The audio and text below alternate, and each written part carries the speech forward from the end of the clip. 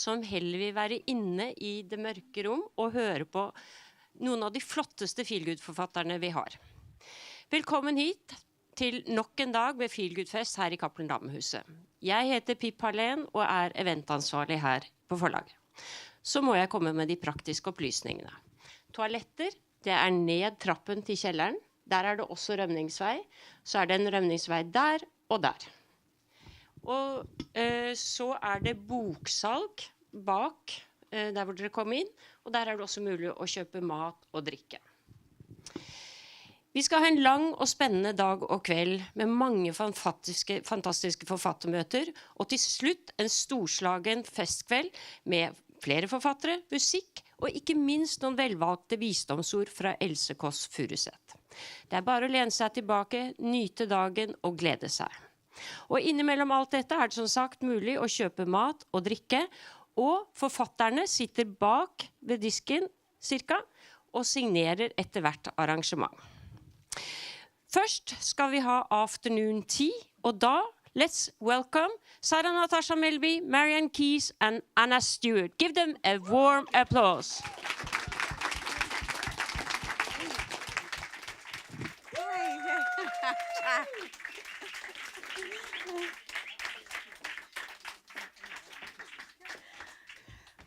Look at these.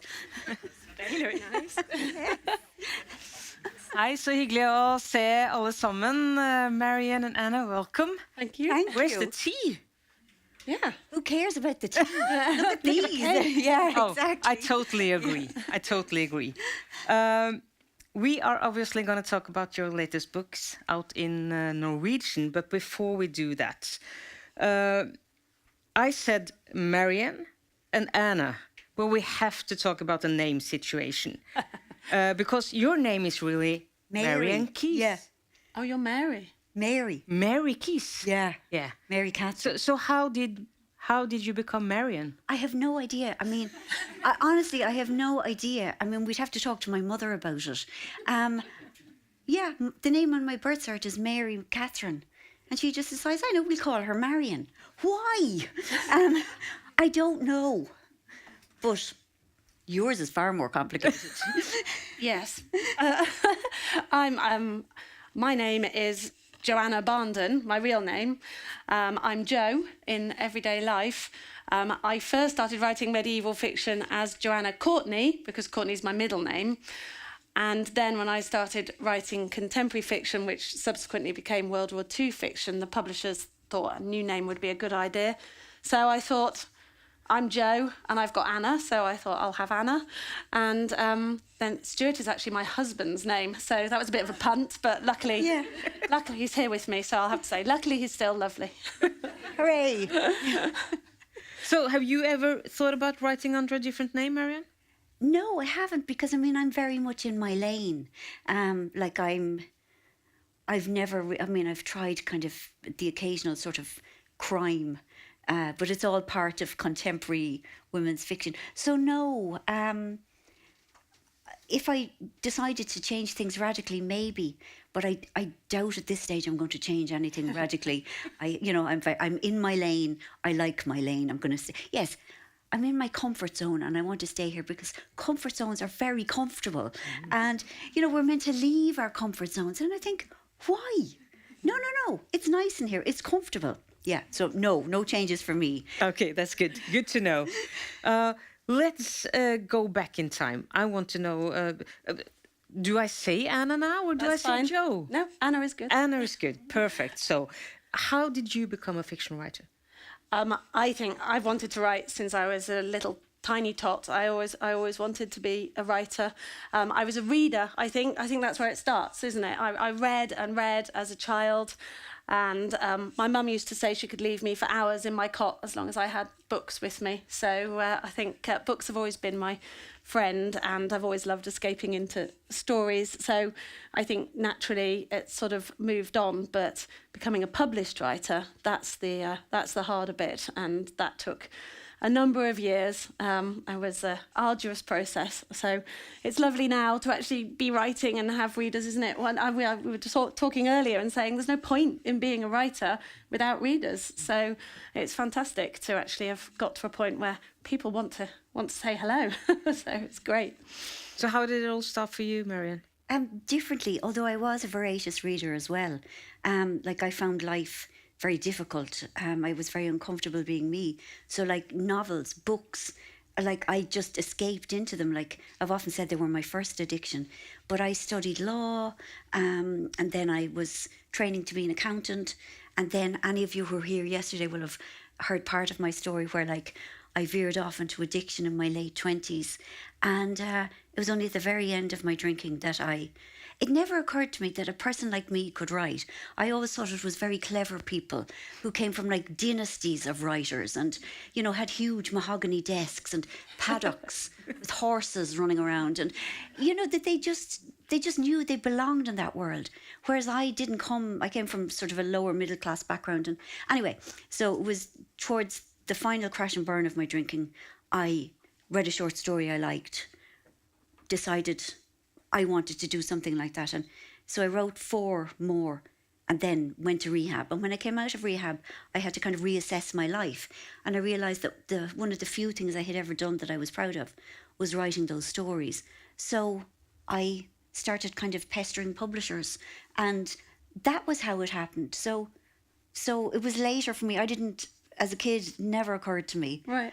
But it must be lovely to have always had that sense of purpose. I had nothing.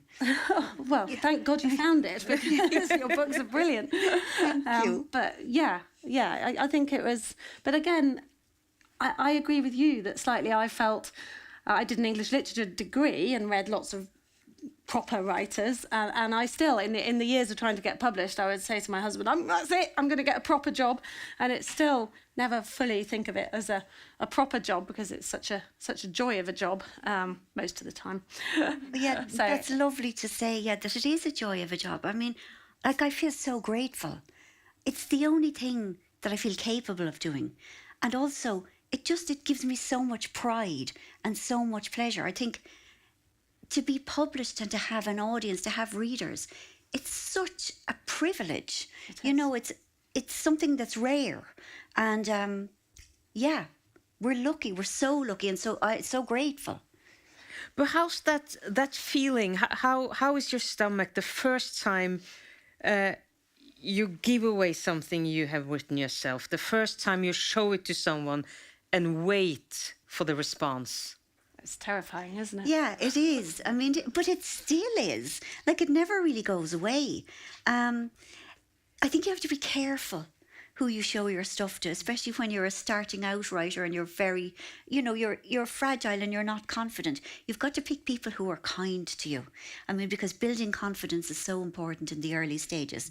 And then at some stage you do need the brutal person to come in with the wrecking ball and destroy you to rebuild it. But not in the beginning. Be kind in the beginning. Yes. And actually, it's interesting you saying about short stories, because I wrote short stories for several years for the women's, when my children were small, for the women's magazines, and actually just putting out a small thing out there and actually getting published is a real confidence boost and really makes you feel that your writing is worth something, and that's a lovely start. And then sort of built up to novels and had about 3 rejected before before the first one went. So yeah, you take a lot of knocks in this industry, and yeah, you never. And I agree. When I sit down to write a new novel, and you open, well, it used to be a notebook, it's the laptop now, and you think, I think I might have forgotten how to do it, and then a few chapters in, you go, oh, okay, I think it'll be all right. But it's always a worry. It is always a worry. Yeah, like I'm at the beginning of a book at the moment, and I feel absolutely terrified. I mean, I just think, no, this is the one. This is the one where it all runs out. I can't believe I got away with it up until now. They're going to find me out. But yeah, this is the game is up, truly. And this is such nonsense. And I just think the audacity of me to think... You see, I used to work in accounts, and it was excellent, because if the bottom line balanced, you knew... You'd done the job right. Yeah, but there is no way. You can't get that sort of endorsement for anything creative. It's like some people will like it and some people won't. And it's about trying to find a place for your own opinion in the middle of all of that and think, well, do I like it? And I think if you like it and if enough other people like it, that has to be enough.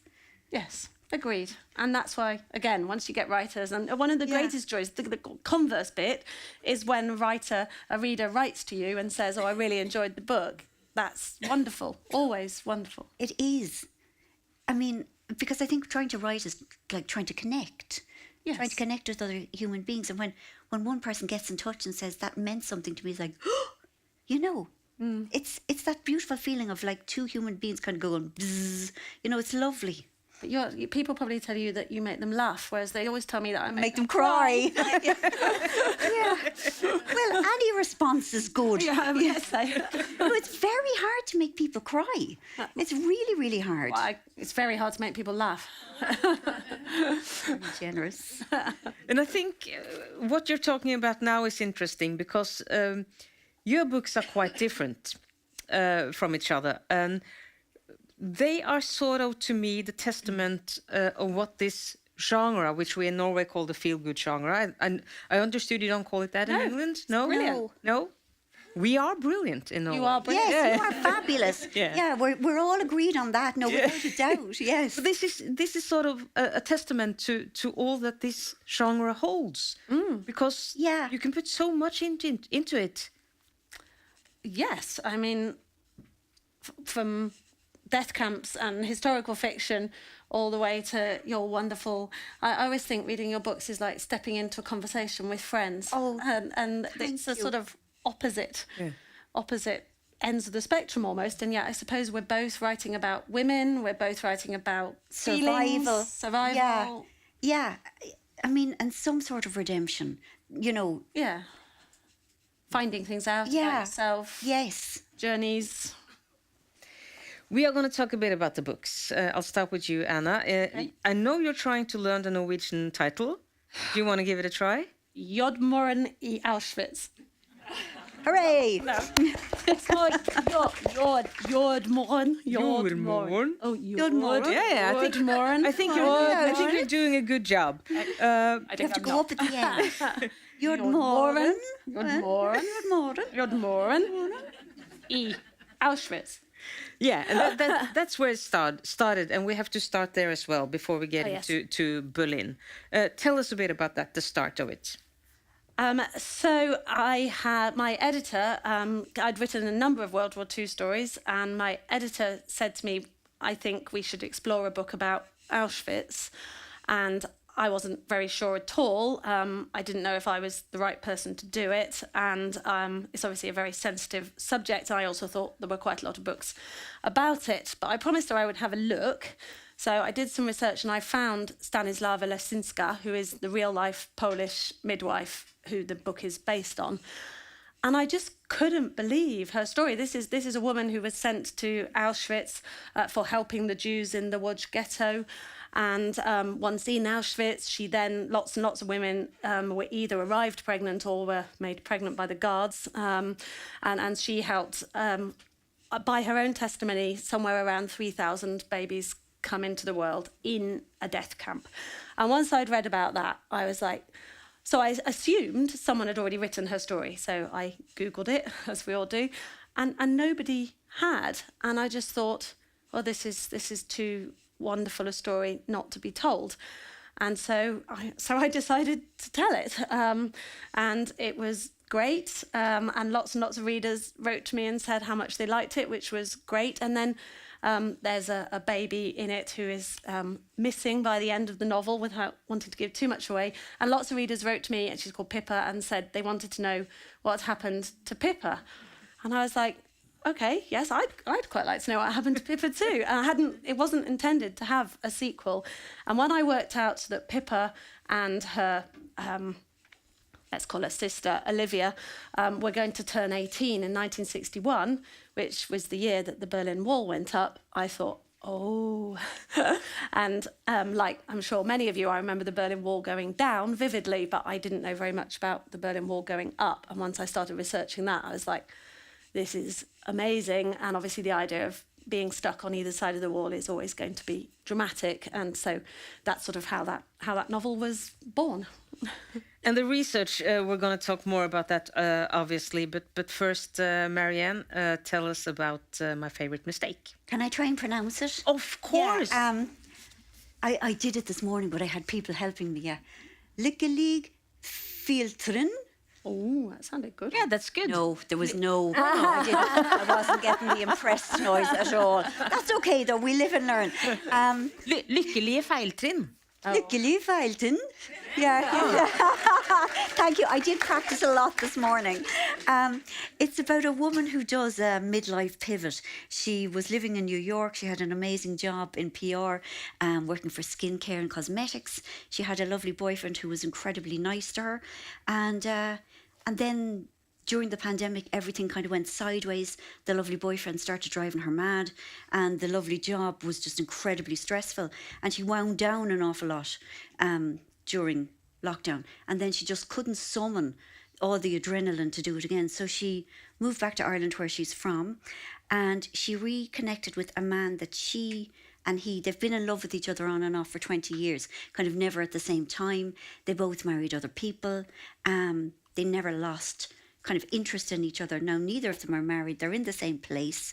She's moved to a small town in the west of Ireland where they're setting up a kind of a very kind of elite retreat for the 1%, and the locals are up in arms about it, and she's been brought in to kind of smooth the troubled waters. It's also about female friendship. She had a friend and they had fallen out in a very ugly way, and it just explores that kind of that whole complex mythology around female friendship. And it's about family, it's about community. It's feel good. Yeah, it is. It is feel good. And obviously it's about Anna. Yeah. We know Anna from earlier. She had her own book about 20 years ago. Now she got one again, and there's only one of the sisters that has done that before, and that's Rachel. Yeah. So why did you think that Anna deserved another book? You see, I mean, I kind of feel very in tune with my readers, and I had planned to write something very different, a kind of a very serious opus set over 40 years. And we had just come out of lockdown, and then Russia invaded Ukraine, and I just felt so terrible about everything. I thought, I can't face writing a kind of a more serious book. And I thought, well, what do I want to write? And I thought, well, what do I want to read? And at the time, and kind of still, I'm reading an awful lot of enemies to lovers. Like, I want to read about love stories or else about terrible crimes, but I can't do crimes myself. So I thought I'd stick to the love story. So I thought I will write a love story, but about people older than your average. Because as I've got older, I've just realised that the things that kind of happen to people in their 20s, those emotions continue, like, forever. So I thought, like, a love story. Let's give a love story to the olds, I thought, or to the middle-aged people anyway. And it had, like, a lot of the things that I was, it's got the enemies to lovers, although they are a lot older than your traditional enemies to lovers. And it's got the enforced location. There's all these tropes that, like, pop up in romance books. Another one is there's only one bed. No, unfortunately, there was more than one bed. When they arrive overnight in some town and there's only one bed left and they have to... Okay, that didn't happen. But I love all of that. So I wanted that sort of love story that was, the reader is never really in any doubt that it's all going to be fine. But then I brought in quite serious middle-aged concerns, like the terrible things we do through our course of being alive. And both these people, Anna and Joey, had genuinely hurt each other. Like, it wasn't cutesy stuff, it was painful. And it's like, how do we deal with all of that? So I enjoyed... it was the only thing I could write at the time. And it gave me huge pleasure just to step into that community, that group of people and that village. And do you, Anna, find it hard to... MARIAN says she enjoyed writing it. I know you enjoy writing your books as well. But still, the topic, the era, it's heavy stuff. Yes, it is. And some of it is really terrible. Writing about Auschwitz was hard. And there's a really horrible scene where she's just given birth to the baby, and the commandant drowns it in a bucket right in front of the new mother. And writing that, I'm a mother myself, and the sort of, you know what it's like when you hold your baby in your arms, and the thought of it being torn out of them is terrible. And so, yeah, I cried when I was writing it. But I suppose you have to, don't you? I felt like I owed it to that subject to give lots of myself, but it can be tiring. It's certainly good when you get to the end and you can sort of... but I think the thing that holds both books together is, again, funnily enough, like you said, female friendship.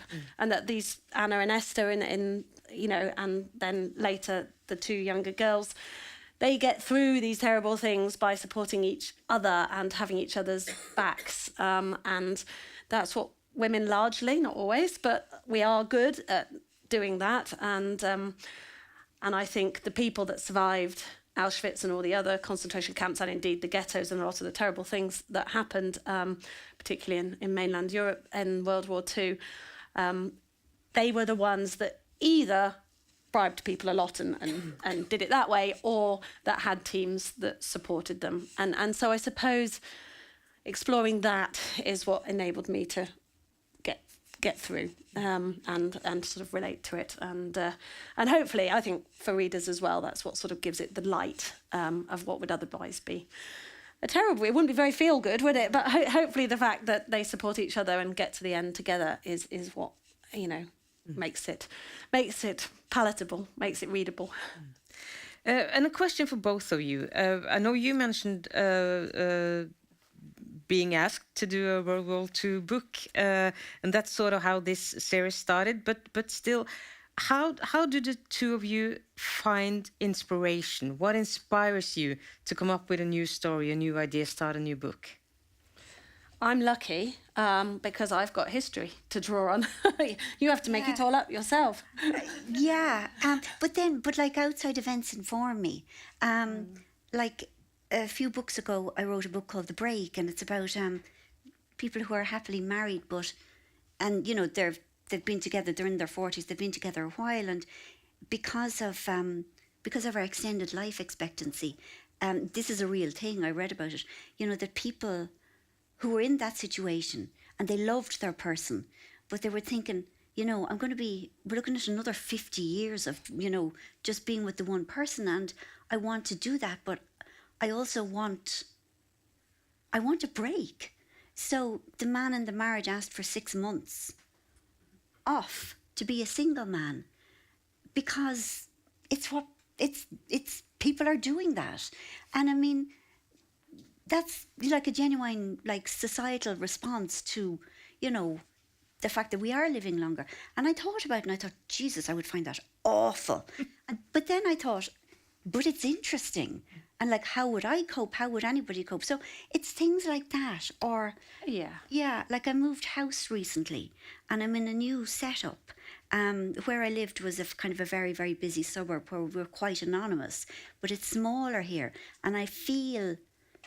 I don't know, that kind of, I don't know the word exactly, but that kind of, we all kind of know what each other is doing.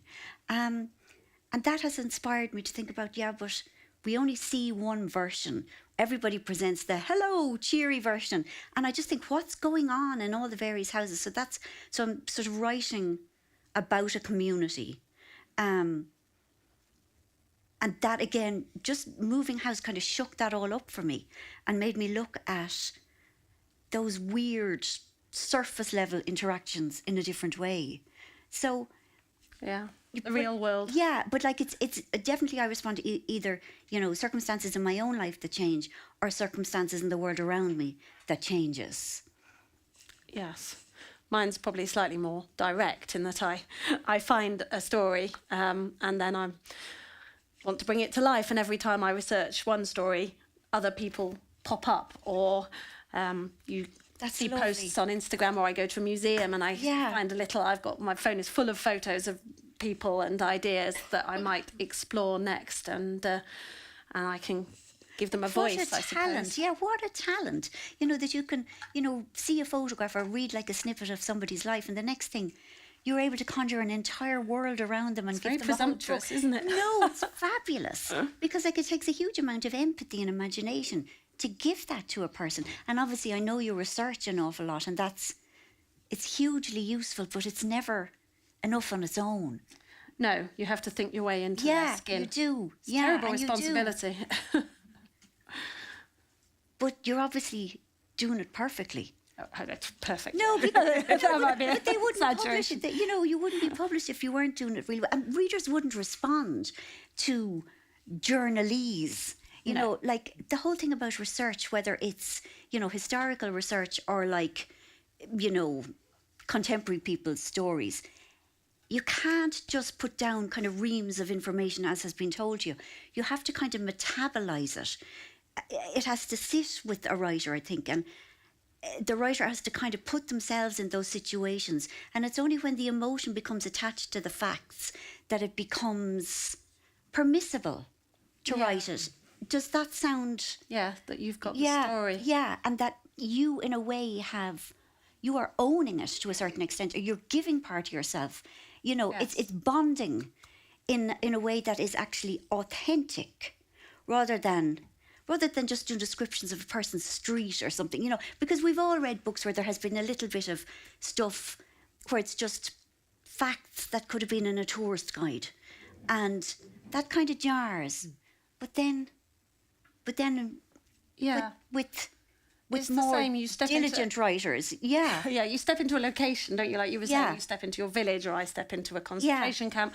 But you also have to step into the people. That's it. And see the world. Through their eyes, Yeah. from down here, not from an overview, like not an omnipresent narrator. Yes. No, that's a bit Victorian, isn't it? Is it? You see, I would know. She did an English literature degree. I haven't done anything like that. I did accountancy and law, so I have none of these things. I'm rubbish with numbers. So. Oh, I'm not so great anymore. You lose these things. Who needs numbers? Yes. But how do you do that, the two of you? How do you step into your characters? How do you become them? Because that's sort of what you do. It's a very good question. Yes. Yeah. It's a lot of work. And like the thing is, I mean, so much of creative work is done in the subconscious or the unconscious.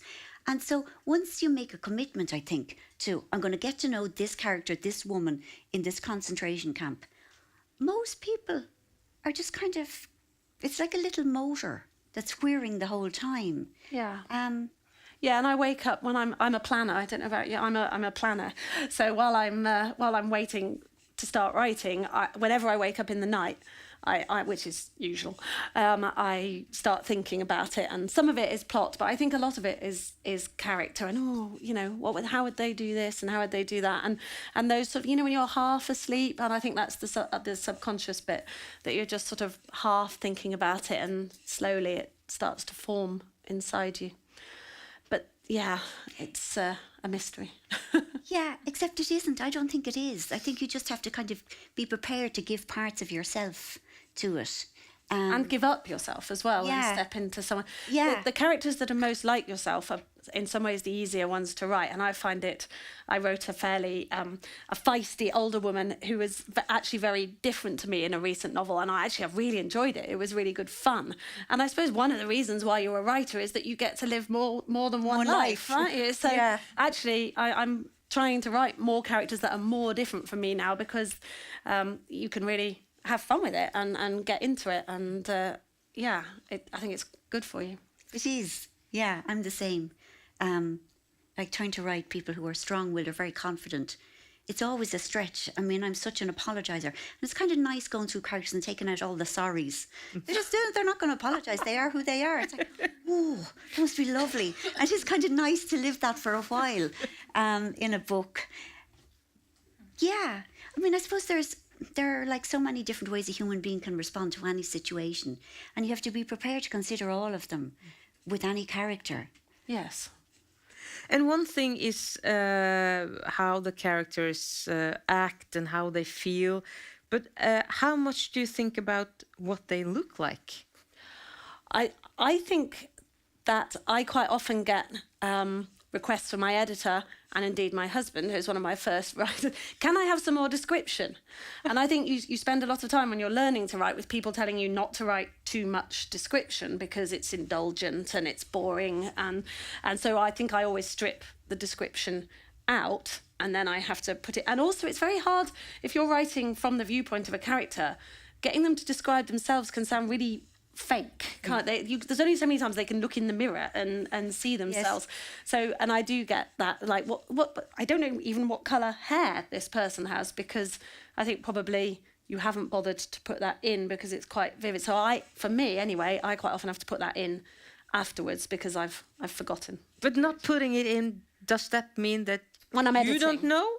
I think I do know. Yeah. And quite often, because a lot of my characters are real, I've seen photos of them, so they're quite vivid in my head, and I've been remiss. I've not done my job properly by not converting it through to the reader. So the way that they speak and the way that they behave is obviously their character, but just really simple things like, so I'm currently writing a book about Eleanor Roosevelt, which is great fun, but literally last week I've been going through and putting in what she's wearing because somebody said you don't ever tell me what she's wearing, so I've been having a wonderful time looking at the internet of Eleanor Roosevelt's dresses, and she wore some lovely dresses, and then having to go, oh, what do you call that hemline, I'm not very good at all of that, what do you call that neckline, and so that I can put the dresses in so that you get a picture of her as well as just what she was like. So for me that's I'm not so good at that. I think they are vivid in my head, but I don't put it on the page until the end. So I have to learn to do that better. What about you?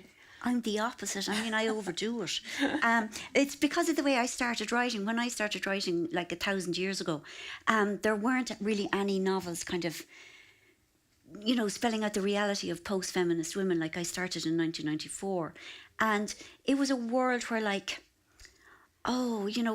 and I suppose it still is like a world where like women are very much, their value is attached to, what they look like how much they weigh, like how tall they are, like what colour their hair is.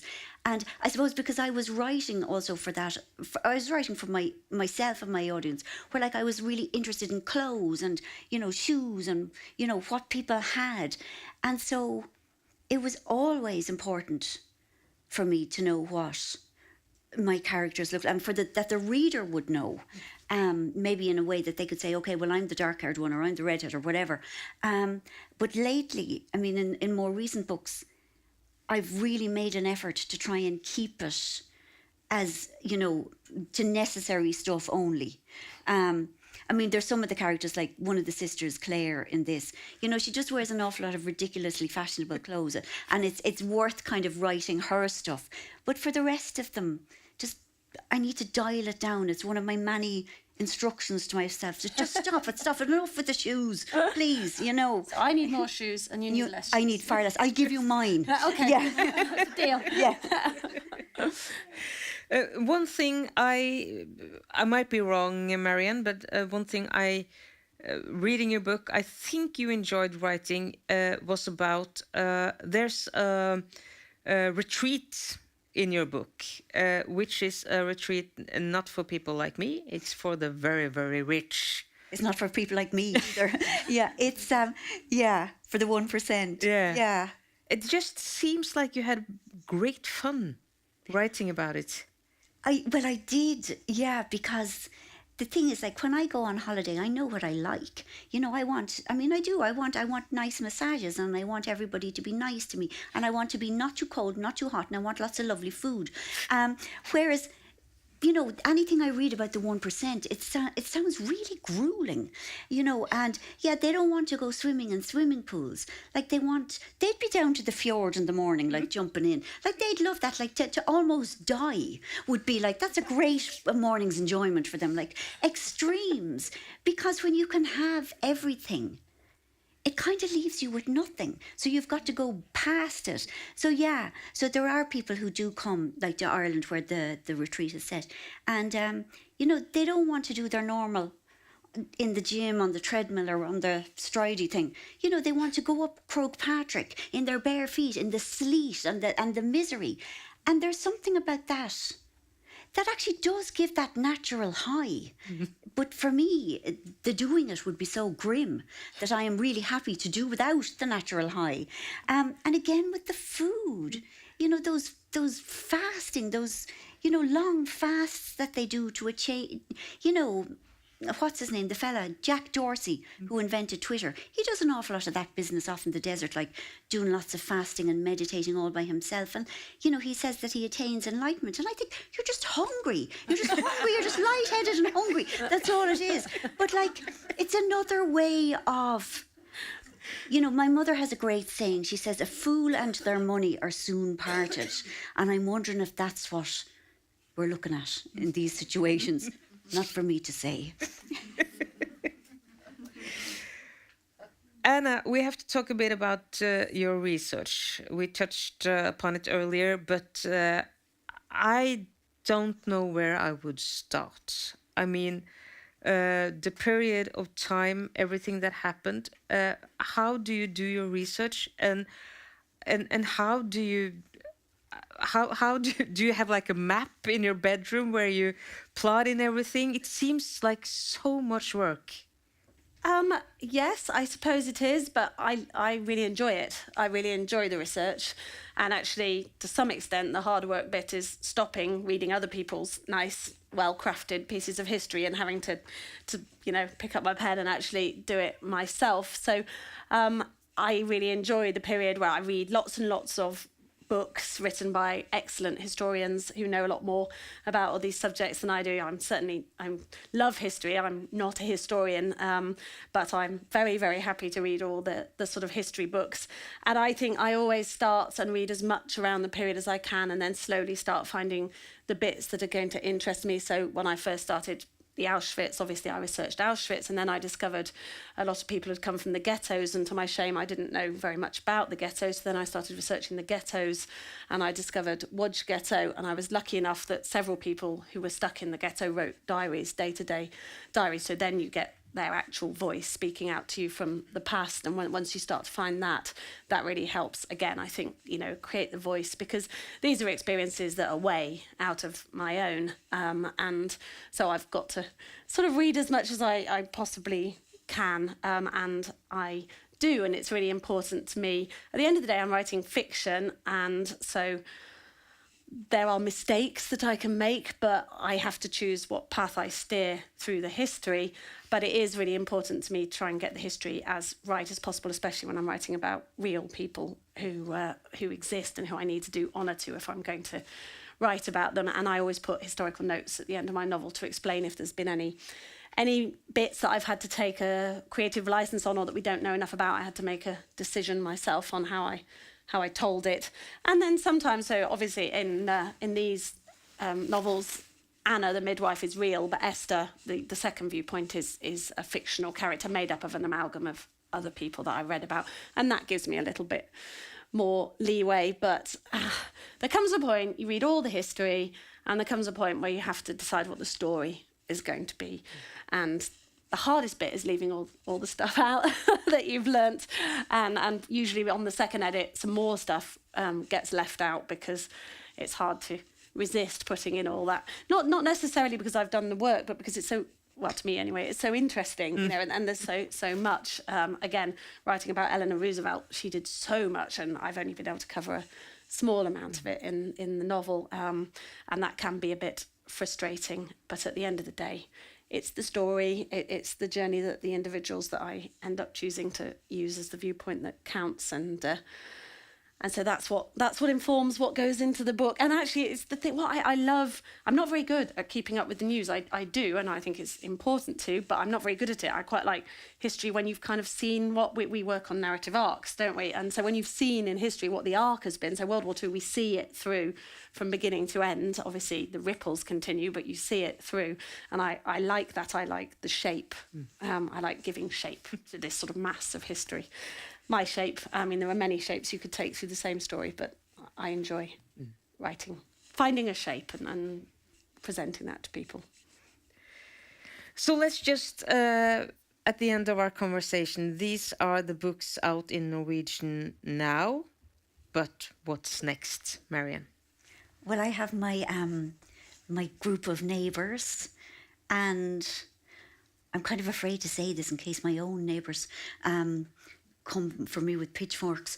But it opens with a body. There's a big storm, and a body is discovered the following morning, and I'm not sure yet whether the person is dead or not.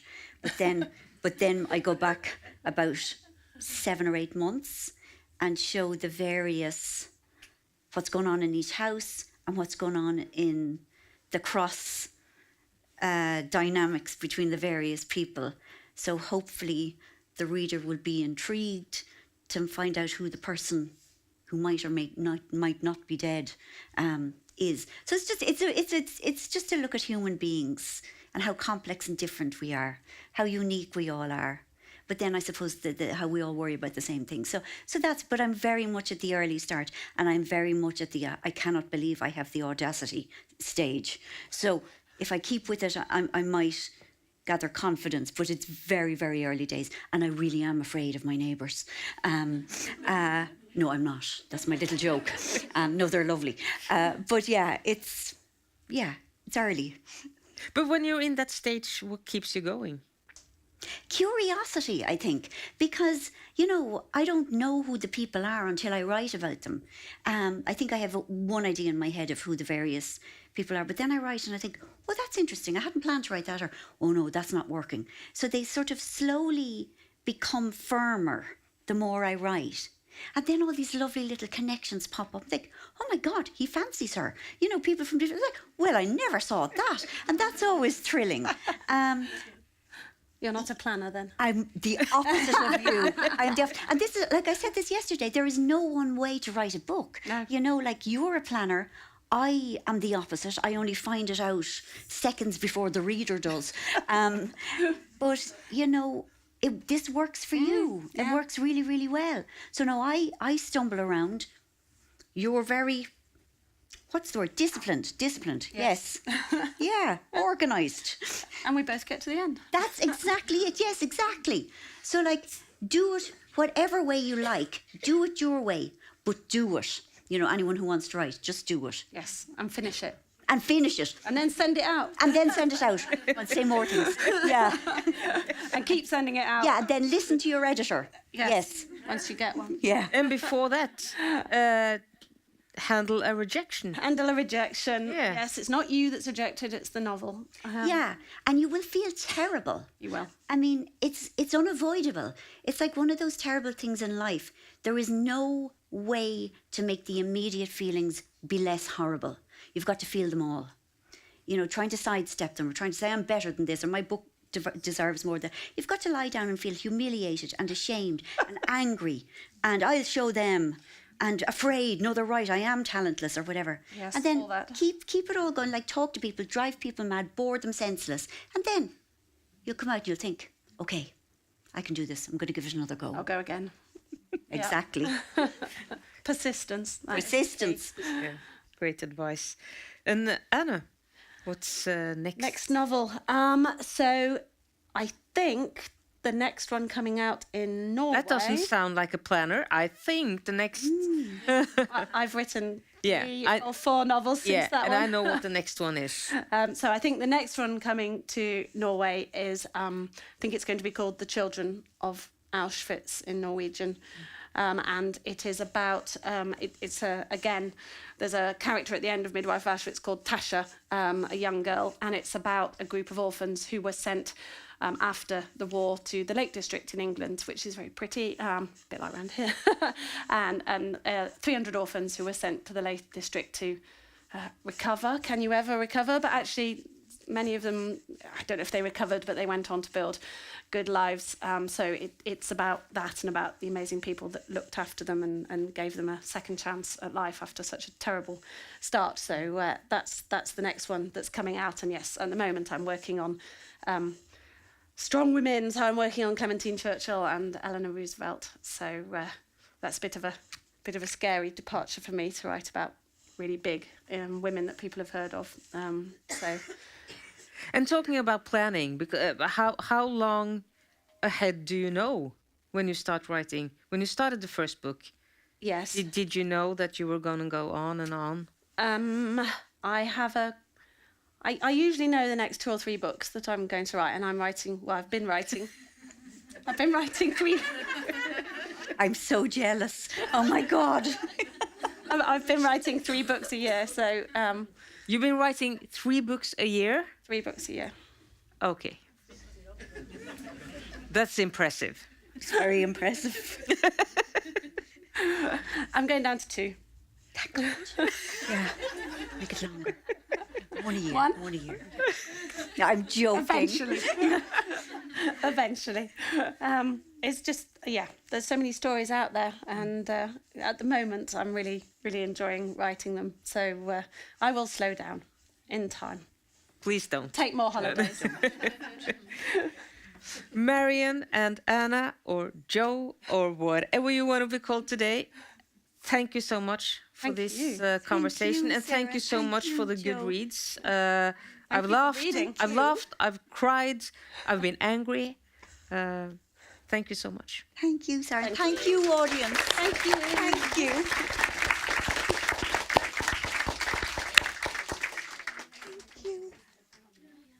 Thank you, Sarah, Marian and Anna, for a wonderful time.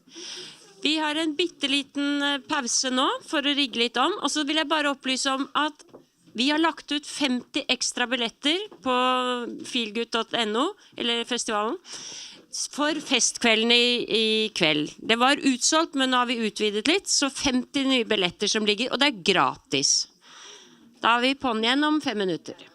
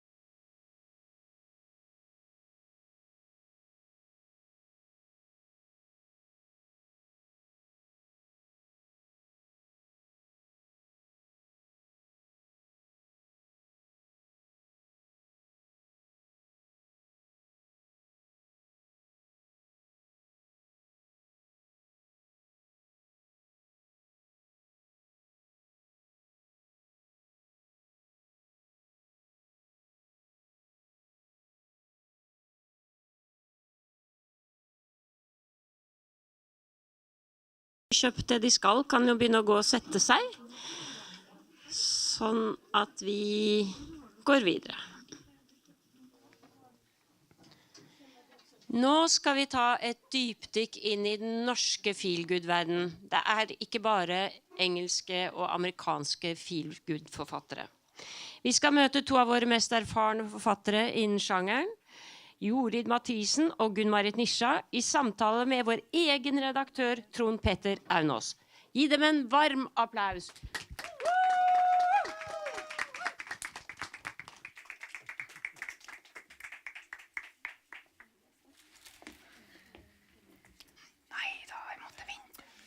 Tusen takk.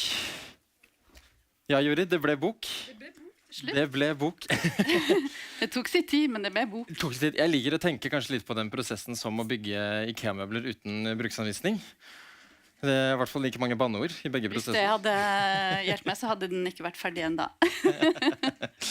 Nei, men det ble en veldig herlig sak til slutt. En såkalt frittstående oppfølger til Der hvite lille vokser. Men denne gangen så har vi, håper jeg, vi skal ikke helt det samme. Kan ikke du fortelle litt om hva denne handler om? Jo. Den første vi møter i boka, det er Birte. Hun er 28 år og TV-fotograf. Hun har tatt turen til Nordland fordi hun skal gjøre et oppdrag og skal lage en reportasje derfra. Men det er egentlig, den turen til Nordland er bare en unnskyldning for at hun skal få dra til Hjartøy. En øy som hun for øvrig ikke har noe forhold til fra før, men det er sånn at Birte, hun har opplevd et tap i livet sitt. Hun har mistet en del av tilhørigheten sin, og så har hun fått en tanke om at hun har, altså på Hjartøy så kan hun finne nytt rotfeste på en måte da. Og så møter vi en person som allerede befinner seg på Hjartøy. Det er Erle. Hun er pensjonert lærer. Hun er opprinnelig fra København, men har bodd hun flyttet til Hjartøy da hun var ung, sammen med venninna si som heter Lerke. Og det er sånn at Erle, hun snakker ikke så mye om, hun vil helst ikke snakke om fortida si. Når det kommer på tale om det, så sier hun bare, det er som det er. Men saken er at Erle har en stor hemmelighet. Den hemmeligheten har hun tenkt å ta med seg i grava. Det er liksom settingen for nåtidshistorien. Og så hopper vi tilbake i tid. Da skal vi til Riga i 1938. Og da møter vi Agathe. Hun er 17 år og kommer fra en velstående familie og bor i et veldig fint strøk i Riga. På den tiden så var jo kanskje litt rart å tenke på for oss, for på den tiden så var faktisk Latvia et av de mest moderne landene i Europa. Det var stor vekst økonomisk, kulturelt og høyt utdannet befolkning. Og så forelsker hun Agathe seg i en arkitektstudent som heter Andris. Han kommer fra arbeiderklassen, så hennes foreldre synes jo han ikke er bra nok, så de må møtes i hemmelighet. Og så skjer det noe dramatisk i Latvia i 1940, for da blir de invadert av Sovjetunionen.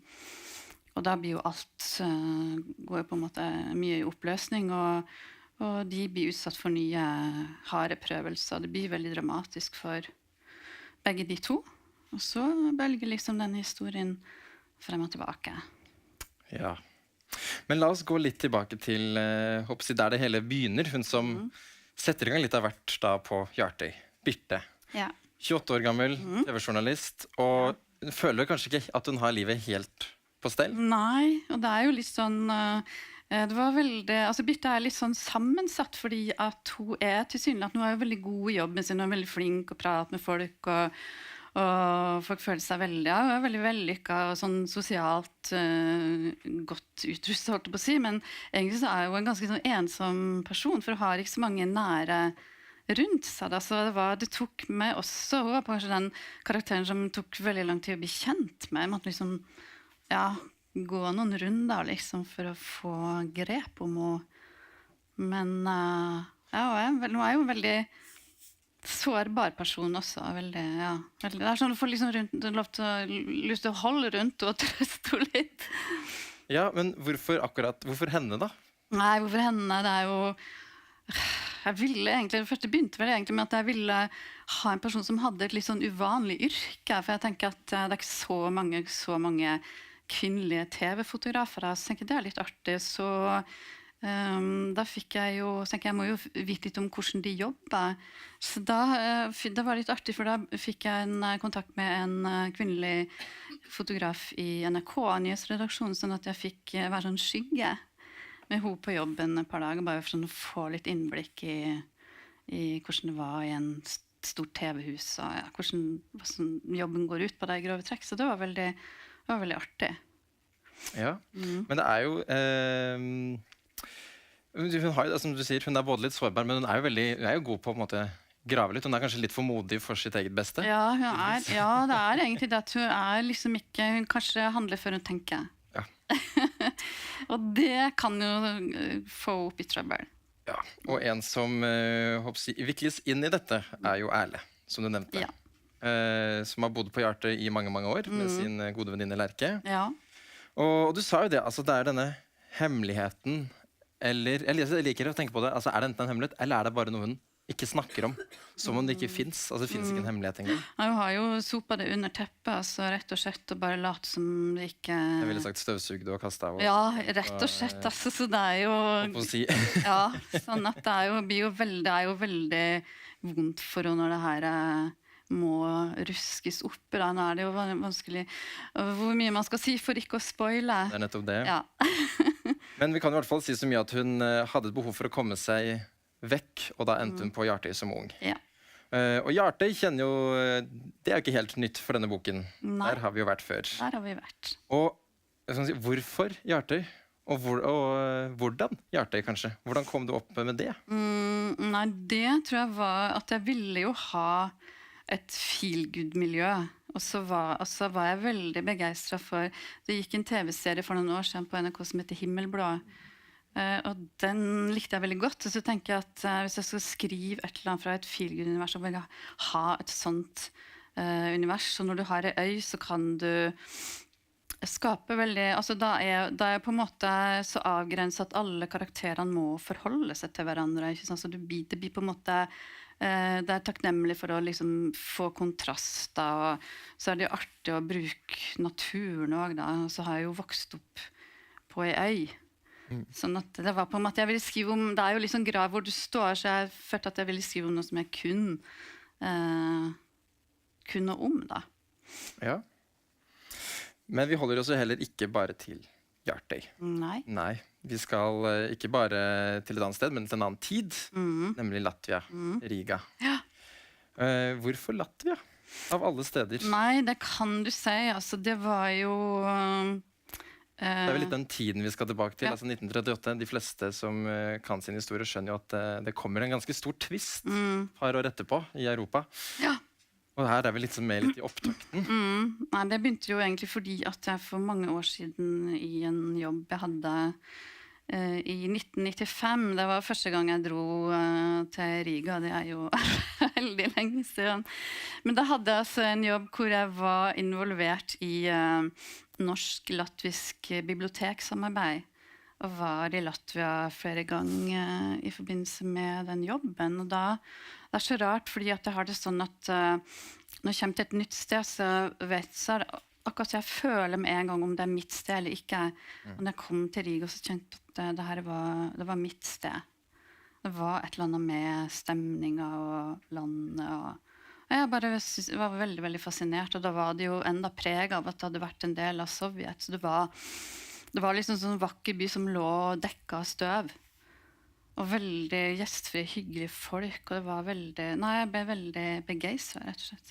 Ja, for du har jo veldig åpenbart mye kunnskap, du har jo satt deg inn i dette, det jo, føler nesten man tusler litt rundt i disse borgerlige hjemmene på pianokonsert, og ølkneiper, og det hele. Og det jo en helt annen verden enn det vi tenker på Baltikum som i dag. Men denne historien også, for du kombinerer jo både denne affæren til Agathe, men det kan jo si så mye om at de rammes av historien. Det gjør det jo virkelig, og kan jo også si at fordi at det var jo i 1940 så var det veldig mange som ble deportert til Sibir, til arbeidsleirene der, og Andres, han jo en av de som må dra. Ja. Sånn, nå har vi røpet det.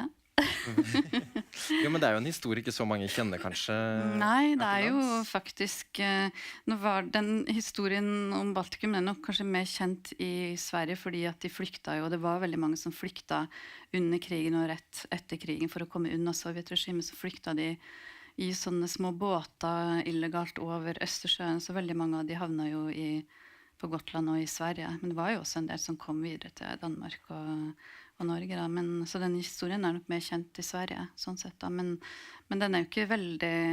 Det jo en litt ukjent del av historien. Det har på en måte vært litt... Det var det samme som jeg gjorde i den første boka. Da skrev jeg jo om de jugoslaviske krigsfangene i Nord-Norge. Så det på en måte vært litt sånn prosjekt å finne sånne historier fra krigen som ikke allerede fortalt veldig mye om, da. Ja.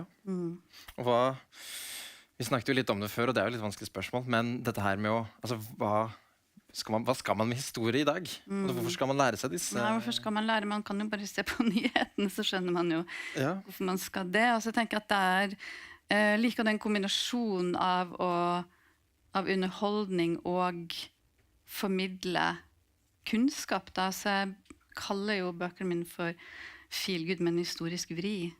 Ja. For jeg vil gjerne jeg liker litt den der opplysningstanken, alt jeg får si. Ja. Nå må du bare sies, det ikke noe sånn at det kommer 4 leksikonkapitler midt inn her, altså det veldig både tårevått og hett. Jo, men altså, det noen scener der. Nei, men det jo også en del av utfordringen når du skriver historisk, at du må gjøre masse research, men du må jo også klare å rive deg løs fra researchen, sånn at det ikke blir en Wikipedia-roman. Ja. Så det jo veldig så viktig som akkurat det historisk, at du kan bruke det på en måte som løfter historien, da, uten at det blir kjedelig. Ja. Så jeg synes det veldig artig, og jeg liker jo veldig godt sånne detaljer, altså, så det som på en måte var frøet til den boka her, i Liljene så det jo en grav på en kirkegård i Beograd som liksom satte i gang historien. Her så var jeg på okkupasjonsmuseet i Riga og gikk og så der, og så kom jeg til en monter hvor det var utstyrt en sånn bittelita dokke. Den var liksom på størrelse med en fyrstikkeske som var laget, sånn var hekla av det som jeg skjønte var tråd fra fangedrakten til en kvinnelig fange, da.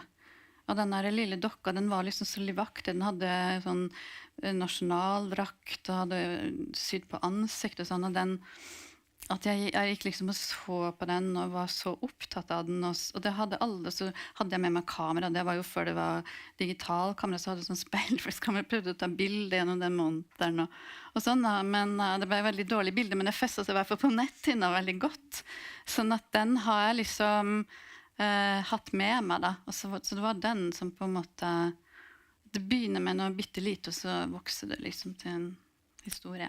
Det de små skjebnene da, som ligger i monteret her. Ikke sant, så det jo... Nei, så det ofte konkrete ting som på en måte setter fantasien i sving, da. Ja. Men apropos dette med skjebner, det jo kanskje det som henger litt som en slags sånn overhengende tematikk, nesten. For du har jo da både Agathe og Birte og Erle og Ragnar, som vi kjenner fra Sauebonden Ragnar. Det min favorittkarakter. Han søt. Han veldig, veldig søt. Han vil bare holde rundt han, men jeg tror han så stor at nesten han veldig stor. Holder rundt oss. Men det jo noe med, altså, hvordan rett og slett kanskje, altså, det handler jo mye om hvordan disse karakterene tar tak i livet de har fått i fanget. Ja. De gjør jo det på veldig ulike måter. På veldig ulike måter, egentlig. Så... Birte kommer med brekkjern, Erle kommer med støvsuger, Agathe offrer alt, og Ragnar låser seg inne. Ja, men han har jo på en måte tatt tak på, altså han har jo... Ja, da måtte vel låse døren. Men han har jo også, uten å si for mye, så har han jo på en måte innsett at han hadde et problem, og så har gjort noe med det da, sånn. Ja, han har jo jobbet med seg selv. Ja. Kan jeg spørre deg, har du en favorittkarakter fra denne boken? Eller det som å spørre hvilket barn man elsker? Nei, jeg har faktisk... Jeg tror Erle. Ærlig. Ja, for jeg liker å være litt sånn skarp i kantene og veldig sånn utgangspunktet tilnærmelig, men så er det liksom et sånn varmt hjerte som banker langt der inne. Men det sitter langt inne for å på en måte vise følelser da. Men jeg synes hun har vært, og så synes jeg hun har sånn, hun er jo dansk, hun har jo vokst opp i Danmark, så hun har jo på en måte hun har noen sånne kommentarer hun kommer med innimellom, og så litt sånn saftig, litt sånn skarp humor, jeg liker det. Jeg må jo også bare si det, for du nevner jo Danmark, og vi skal ikke si for mye om det, men der også har hun jo ganske fargerik bakhistorie. Ja. Også, hvordan er det du kommer på alt dette her? Nei. Hvor er det Det kommer jo underveis. Ja. Det er jo, jeg tenker, jeg blir jo kjent med de karakterene som jeg blir kjent med et menneske, så det går jo liksom over tid da. Ja. Og så blir man er jo sånn at man går jo rundt og observerer folk, ikke sant? Det kan jo være sånn at jeg går på kafé eller et eller annet, så ser jeg på en måte en fakta, eller jeg hører noen som sier et eller annet, så tenker jeg, det kunne den karakteren ha sagt. Og det er på en måte sånn, du går jo liksom rundt hele tiden og bare liksom tar inn da, og så blir det jo med ofte i en historie på en eller annen, men det er liksom ikke, jeg kan ikke si noe konkret om det, men det er masse sånn, som bare vever sammen da. Ja. Ja. Ann-Kristin Gjersjø og Lisbeth Hammer snakket om det på scenen i går, dette med at de låner litt, som vi kan kalle det, av folk i nærmiljøet. Har du noen gang fått noen som har kommet bort og sagt sånn, dultet litt i siden og spurt om hva er dette? Nei, heldigvis. Men jeg bruker egentlig bare fremmede. Altså for at jeg tenker folk du kjenner blir for nærme, sånn at jeg ser ikke folk, det må være fremmede folk, for da ser jeg de på en måte utenifra. Jeg skjønner. Faktisk, altså, så foreløpig i hvert fall. Som sagt, dette er jo bok nummer 2. Og jeg håper jo ikke vi er ferdig der. I hvert fall jeg som er redaktør vil gjerne ha noe å jobbe med. Ha huslån. Men da må jeg spørre da. Hva er veien videre? Veien videre er jo... Det kommer en vei. Nei, nå har jeg jo begynt på noe helt annet, egentlig. Ja. Nå har jeg begynt på en historisk romanserie. Ja. Som foregår i Bergen og på Helgelandskysten, tilbake til Helgeland da, på 1820-tallet, hvor jeg har latt meg inspirere av mine egne tipptippoldeforeldre som kom fra Bergen og nordover i 1825 cirka. Og så er liksom det historiske bakteppet jektefarten mellom Nordland og Bergen, som var, du vet, i gamle dager så var jo havet E6-en, så det var jo all kultur og handel gikk jo langs kysten, så det var veldig mye kontakt mellom Bergen og Nord-Norge, og det er også nesten litt sånn glemt historisk tema, men det er veldig deilig å oppholde seg på 1800-tallet. Uten mobiltelefon og sånne ting, så nå holder jeg på med det, og skriver og gjør research parallelt. Ja. Så får vi se. Kult. Nå har vi ganske mange vittner her som har dette nesten svart på hvitt. Ja. Yes. Vi gleder oss. Jorid, tusen takk for en veldig hyggelig prat. Gi en varm applaus.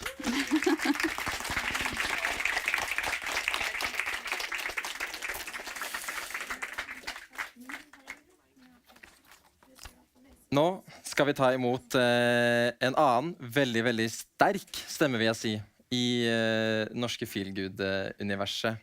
Hun har gitt ut en hel rekke romaner, vært nominert til Bokhandlerprisen og gjort fenomenale turnéer rundt om i landet.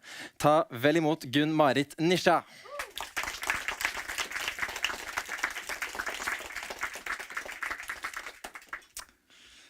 Hei, Tron-Petter. Hallo, hallo, Gunn, Marit. Dette skal vi nå om med passe oss her. Ja, ja. Gjør sånn. Gjemme det inn bak der. Sånn. Gjemme den bak boken, så kan den komme litt frem her, vet du. Ja, Gullungen. Altså, dette er jo en Feelgood-restaurant. Nei, Feelgood-restaurant har du hørt. Feelgood-festival. Det kunne vært en god idé, det ja, vi har noen cupcakes og sånt, men det spørs om det holder i lengden. Det er en Feelgood-festival, men å kalle dette her for Feelgood, det blir jo kanskje litt satt på spissen. Altså, jeg skulle lese den om igjen nå før festivalen, og sitter på slutten her, og bare, det er ikke helt sånn, sitter og hyllgråter og tenker, å Gud, nå føler jeg meg så bra. Det er ikke helt det, kanskje. Men det var fil da, tydeligvis. Masse fil, ja. Det følte på mye, ja. Det kan vi trygt si. Denne her kom jo ut for en liten stund siden. Den har vært ute litt og levd et liv. Men til dere som ikke har lest den, kan ikke du også si litt hva er det Gullungen handler om? Ja, nei, den har jo levd et veldig aktivt liv, så det har jo vært kjempefint for meg som forfatter og fått vært med på så mye i forbindelse med den.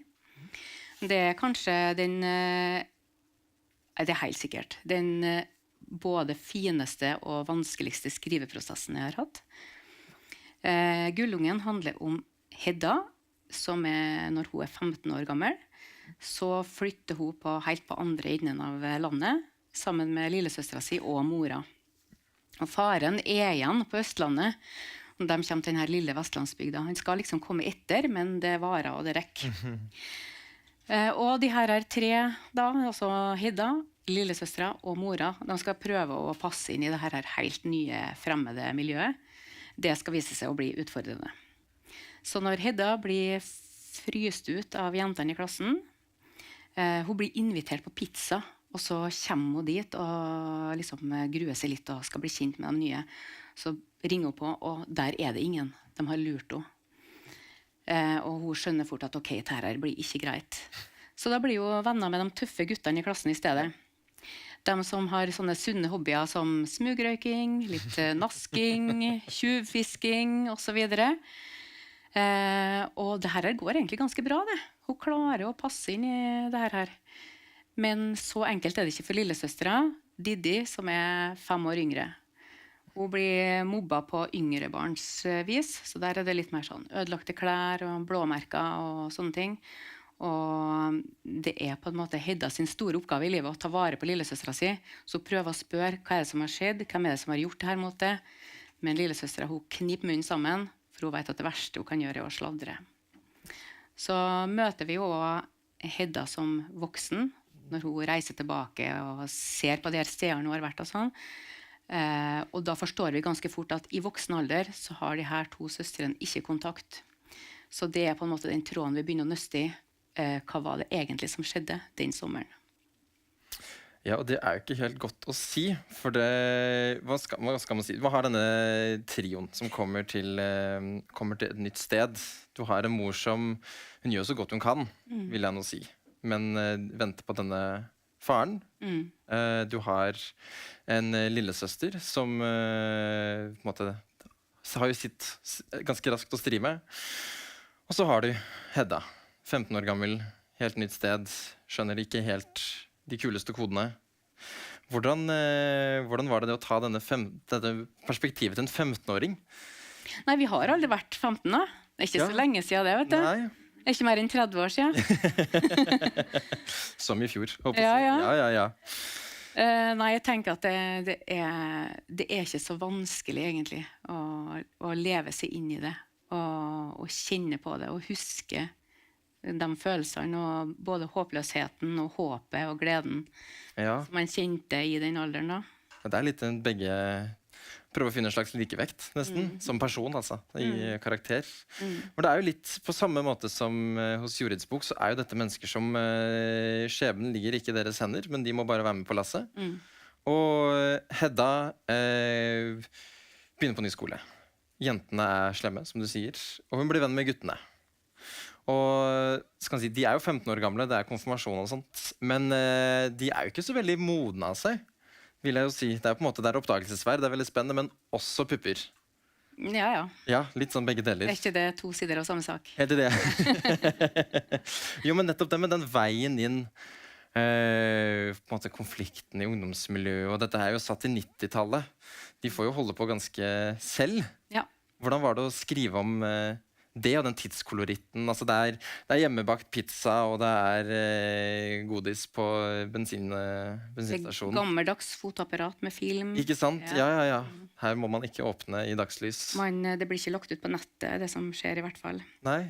Jeg har jo alltid noe sånne, jeg synes det var litt artig når Jorid snakket om liksom frøet til boka. jeg bruker et litt annet uttrykk, og det nøkler. At det flere nøkler ofte som må inn i samme lås, for at det totalt sett skal bli en roman i det. Og en av nøklene her var nettopp det som du snakket om, det her med 90-tallet, ikke sant? Og den verden som var da. Og det at jeg da satt og snakket med jevnaldrende venninner, som satt og idealiserte hvordan det var når vi vokste opp. Ja. Og Det gikk jo bra med oss. Det gikk så bra med oss. Og det var klatring i trær, og vi satt i baksetet uten Hadde ikke hjelm eller noe som helst. Nei. Det gikk noe bra med oss, og det refrenget der, det gikk noe bra med oss, og til slutt det bare, ja, gjorde det noe egentlig det da? Når vi tenker etter, det var nå ikke alle som overlevde en gang. Så det gikk noe bra med oss som sitter her og kan snakke om det, men det gjorde ikke det med alle. Og akkurat denne friheten da, som vi nå savner når vi ser på barna våre som har timeplan fra de står opp til de legger seg, og det er fritidsaktiviteter, de følges overalt, kan nesten ikke gå over gata selv. I motsetning til hvordan vi hadde da, vi ble sparket ut etter middag, bare nei, nå kan dere ha dere ut litt. Og de ville ikke se oss før det var leggetid. Det var sånn, vi ble ikke etterlyst før det, ingen lurte på hvor vi var hen da. Og når de voksne ikke er til stede og bestemmer reglene, hvem er det som bestemmer reglene da? Det er ikke sikkert det er den som har det moralske kompasset best i orden. Så det er jo da, når Hedda går inn i den verden der, så er det jo også en litt sånn farlig verden, og vi tenker liksom, ja, hvordan skal det her egentlig utvikle seg? Ja, for det er jo et lite galleri av denne guttgjengen. Det er liksom alt fra den kjekke til den frekke til den Godt sagt, det skal ganske mette. Ja.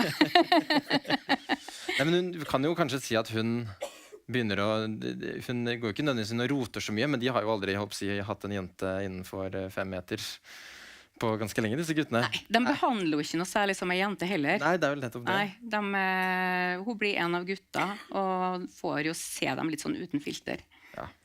Men det er som du sier, det gikk så bra med alle, men ikke... Det gikk så bra med oss, men ikke med alle. Og det er jo det er som du sier, det er jo faktisk ikke alle som overlevde. Og noen vil jo kanskje bare glemme den tiden av livet. Og hvordan er det man... Altså, hvor kommer dette fra, da, hvis man kan måtte gå på den? Altså, du som forfatter, tenker du sitter bare sånn, hva er det verste jeg kan utsette 15 år gamle karakterene mine for? Eller er det noe... Tar du det fra et sted? Nei, ja, det er jo nettopp derfor det her har vært en så tøff prosess, egentlig. Fordi at parallelt med den skriveprosessen, det å også lage den romanen som heter Gullungen, og følge Hedda på hennes historie, så hvis jeg skulle gjøre en ærlig roman, da, så måtte jo jeg tenke litt på hva er motivasjonen min egentlig for å skrive den romanen. Og det er jo fordi at det her hva jeg er utsatt for hele den tida, og det er jo derfor jeg blir provosert når denne tida blir idyllisert. Og det å da stå foran folk på Åndalsnes og i Trondheim og rundt omkring og innrømme på en måte at det er som er den hakkekyllingen.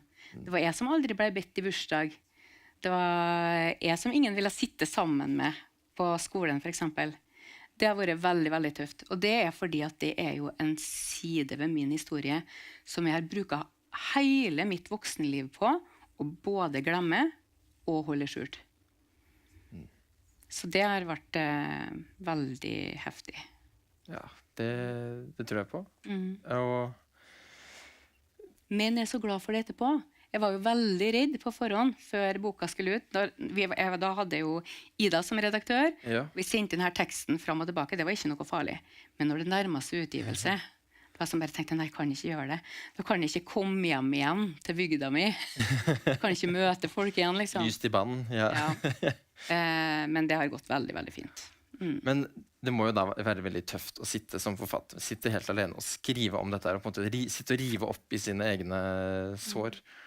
Har du noen måte å ta deg ut av dem? Eller koble av, rett og slett? Hva gjør du da? Jeg måtte ta det i veldig små porsjoner, Veldig små porsjoner. rett og slett. Ja. Du har jo skrevet 6 romaner som er ganske ulike. Gullungen... Jeg vil jo si det stemmer, for vi snakket om dette her tidligere, og du hadde jo en ganske fin historie med en leser som hadde kommet bort til deg, var det ikke så? Ja. Ja. Hun hadde lest alle bøkene dine. Kan ikke du fortelle hva foregikk her? Ja, jeg skal bare si en ting først. Ja, At jeg fikk postkort her nå om dagen fra min første redaktør på Jurisen forlag, Anne-Kristin Strøm. Og hun skrev at hun hadde lest Gullungen og skrev at jeg gleder meg til neste allerede, for du er jo en forfatter som aldri gjentar det selv. Men. Ikke sant? Men. Ja, nei, men, ja. Nei, jeg var på lunsj med en leser. Og Terje var jo en godt voksen dame, så hun har 3 døtre som var på min alder. Hun hadde lest alle mine 6 romaner. Hun hadde fått de 3 døtrene sine til å lese mine 6 romaner, og så hadde de sammen satt og diskutert dette etterpå. Og så sa hun til meg, og nå vet vi hva det er du skriver om, hva er det som er felles for alle dine bøker? Og jeg bare, det var interessant, for det visste jo kanskje ikke jeg. Og så jeg spurte, hva er det for noe da? Så ble jeg, nei, gjett. Og jeg, nei, kanskje håp, sa jeg. Så ble jeg, nei, det er ensomhet, sa hun. Og litt sånn, ja, var det det, ja. Men så tenker jeg, henger ikke det her sammen egentlig? For er ikke det vi egentlig alle forfattere vil med bøkene sine, og jeg tror det, å kunne dele en god roman, og at noen kan lese den, og så føle seg litt mindre alene etterpå. Ja. Det tror jeg. Det synes jeg du får til ganske godt. Da var det greit. Da var det ikke bare mutters ensomme folk som sitter og sturer. Nei, det er jo, jeg synes jo Hedda er en helt... selv om hun har den slags ensomheten sin. Altså, hun er jo den rauseste søsteren, og prøver å være den beste datteren. Gjør så godt hun kan. Hun gjør så godt hun kan. Og hva er det dette mantraet som går inn? You should be dancing. Ja. Det får man lese og finne ut om Hedda får til helt til slutt i boken. Du har forberedt et lite utdrag å lese for oss. Har du lyst til å avslutte med det? Det kan jeg avslutte med, vet du. Det er jo Da skal vi gå helt tilbake til begynnelsen av tidslinja. For det som er det aller viktigste for Hedda, det er jo denne lillesøstera si, som hun har så sterkt bånd til. Hun er bare halvsøstra også. Vi kunne tenke oss at her ble det mye søskensjalusi og sånt noe, men langt derifra. Hedda føler at hun selv blir viktig fordi at hun får den store søsterrollen på en måte. Så det her er det aller første møtet mellom Hedda og lillesøster Didi. Det vil si at... Kan jeg bare si en ting? Ikke for å avbryte helt. Sånn. Bare nevne apropos det med Hedda og dere voksenblikk og den faren og sånn. Jeg synes det er så fantastisk. For hun er jo på en måte veldig, veldig voksen, men så er jo blikket hennes i boken, det er jo ganske barnlig. For eksempel dette med faren og den jobben hans og sånn. Ja. Hvordan kom du på dette faren skal drive med? Vi får ikke vite det helt. Men pappa kjører mye rundt med rar elektronikk og noen gullrammer og får mye penger i en sånn gammel sigarettmappe. Han får alltid betalt cash, han, ja. Det ja. Ikke mye skattemelding å snakke om der. Nei, da leseren skjønner nok mer av den faren enn det Hedda gjør selv. Men han er jo hans store helt. Ja. Så det er jo et voldsomt fall her da, når han svikter etter hvert. Men da skal vi få høre helt begynnelsen. Ja, det er Hedda og faren da, som har reist på sykehuset for å besøke mamma og babyen. Mamma var blek i ansiktet der hun lå i sykehussenga. Jeg tenkte at hun så ut som en tegning, og at det hvite sengetøyet var arket. Hun strakte armene mot pappa og sa, «Morten!» Øynene hennes var blå og blanke og liksom blinde for alt annet enn ham. Og han bøyde seg over henne, tok henne inn i armene sine og spurte, «Sover Tulla?» Ikke helt, svarte hun med latter i stemmen. «Du kan ta henne opp hvis du vil, bare pass på å støtte hodet.» Mamma stirret beundrende på ham mens han løftet den rosa bylten opp fra den baljelignende babysenga som stod tett inntil hennes. Han holdt ungen opp i lufta et øyeblikk før han la den inn til brystkassa. Hun er helt skjønn, og så mye hår hun har. Forsiktig rørte han ved en svart hårtust som stakk opp. Ja, ingen tvil om hvem som er faren hennes. Til og med jeg kunne se at hun var skjønn fra der jeg sto. Rosa ører og øyne som blunket med lange vipper. Pappas stemme skalv da han sa, «Tenk, dette trodde jeg aldri jeg skulle få oppleve.» En sykepleier fikk øye på meg. En ung dame yngre enn mamma. Hun hadde hvit uniform og det lange, mørke håret satt opp i en hestehale.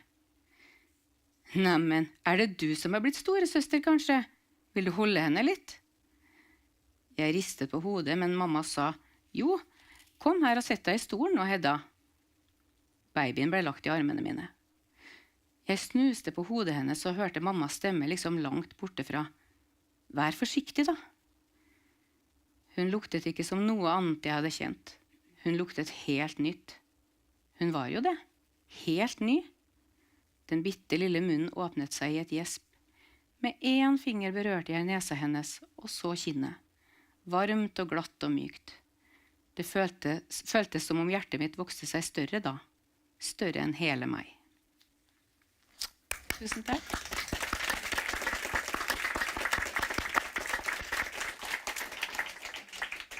Gunn Marit, tusen takk. Til dere som da ikke har lest Gulungen, og ei heller Blå som anemon, så anbefaler jeg dere virkelig å sjekke ut de. De vil være til salgs tilbake i bokhandelen nå, og forfatterne renner med signerer både foran og bak og opp og ned. Mer enn gjerne. Mer enn gjerne. Tusen takk, Gunn Marit. Takk.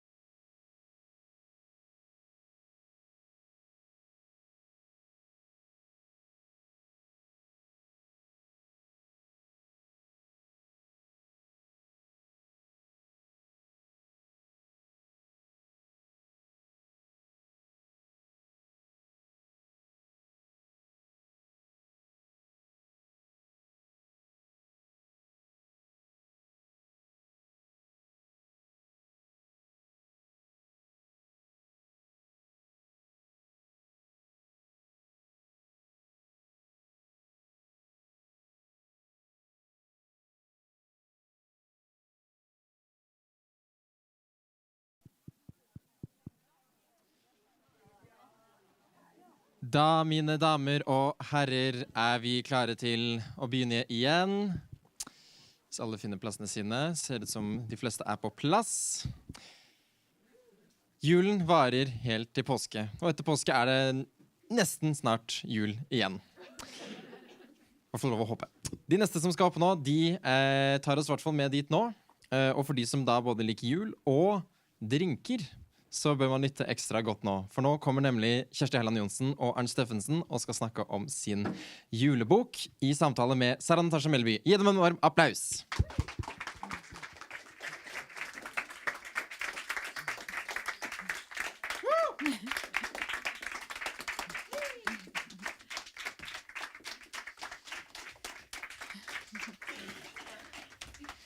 Velkommen.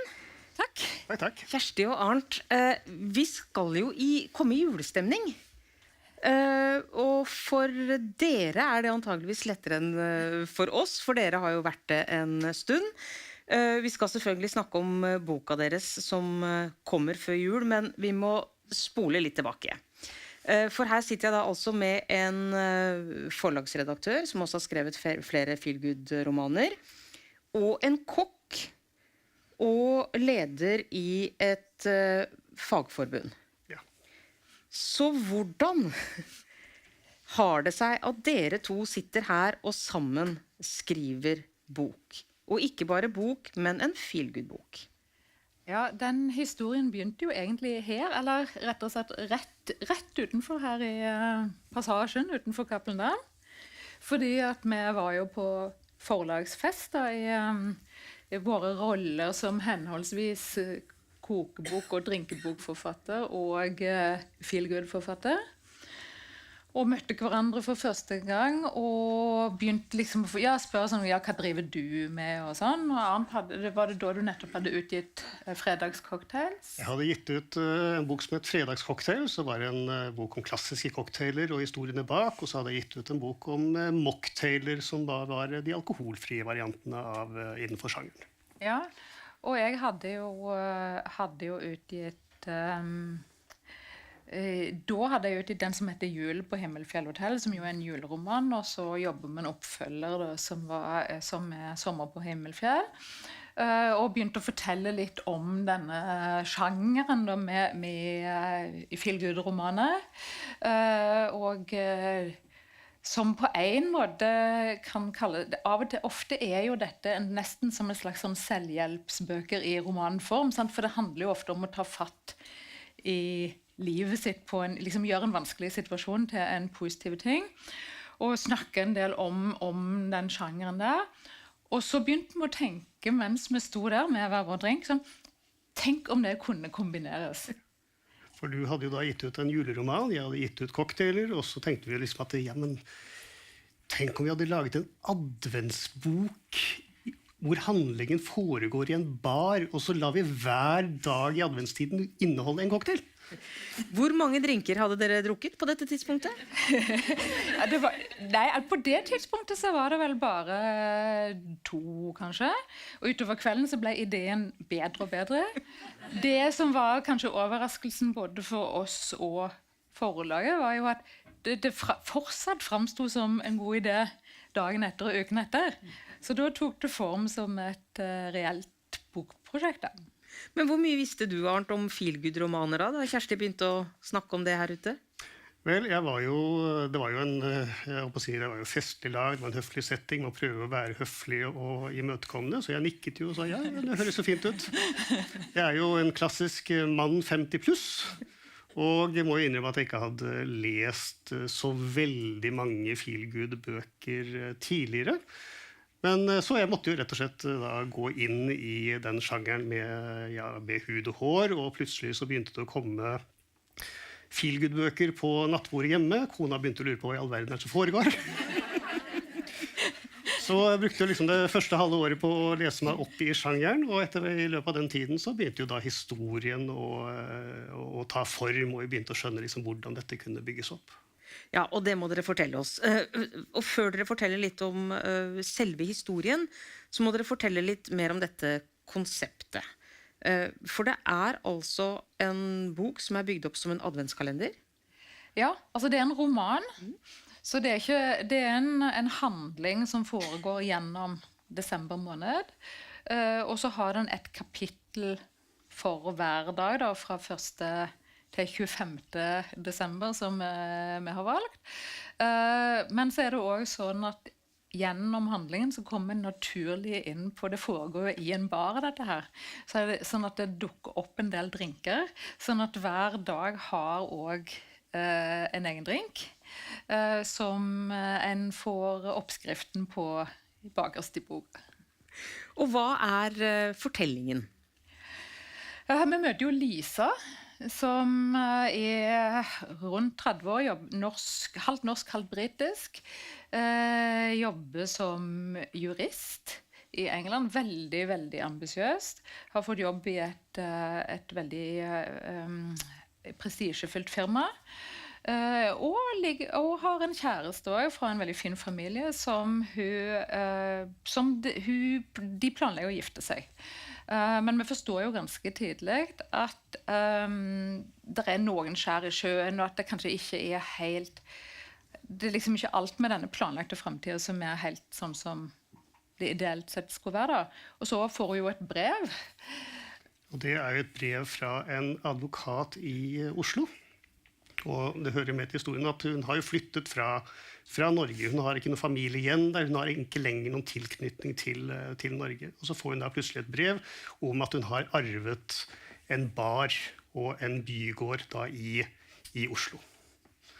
Og hun skjønner jo ingenting hvorfor hun da skal ha gjort dette her, men hun blir jo da bedt om å komme til Oslo og møte denne advokaten for å finne ut liksom hva dette er for noe. Og dermed så tar jo da historien fart. Ja, for da skjønner jeg jo, ikke sant, i og med at historien og alle disse 25 dagene foregår i baren, så tar hun jo dette ansvaret, hun tar over baren. Ja, altså hun tenker jo først at det er helt absurd. Først så tenker hun liksom, er det noe tull? Er det utdrikningslaget mitt liksom? Skal jeg komme til Oslo og så er det venninnene mine som sånn?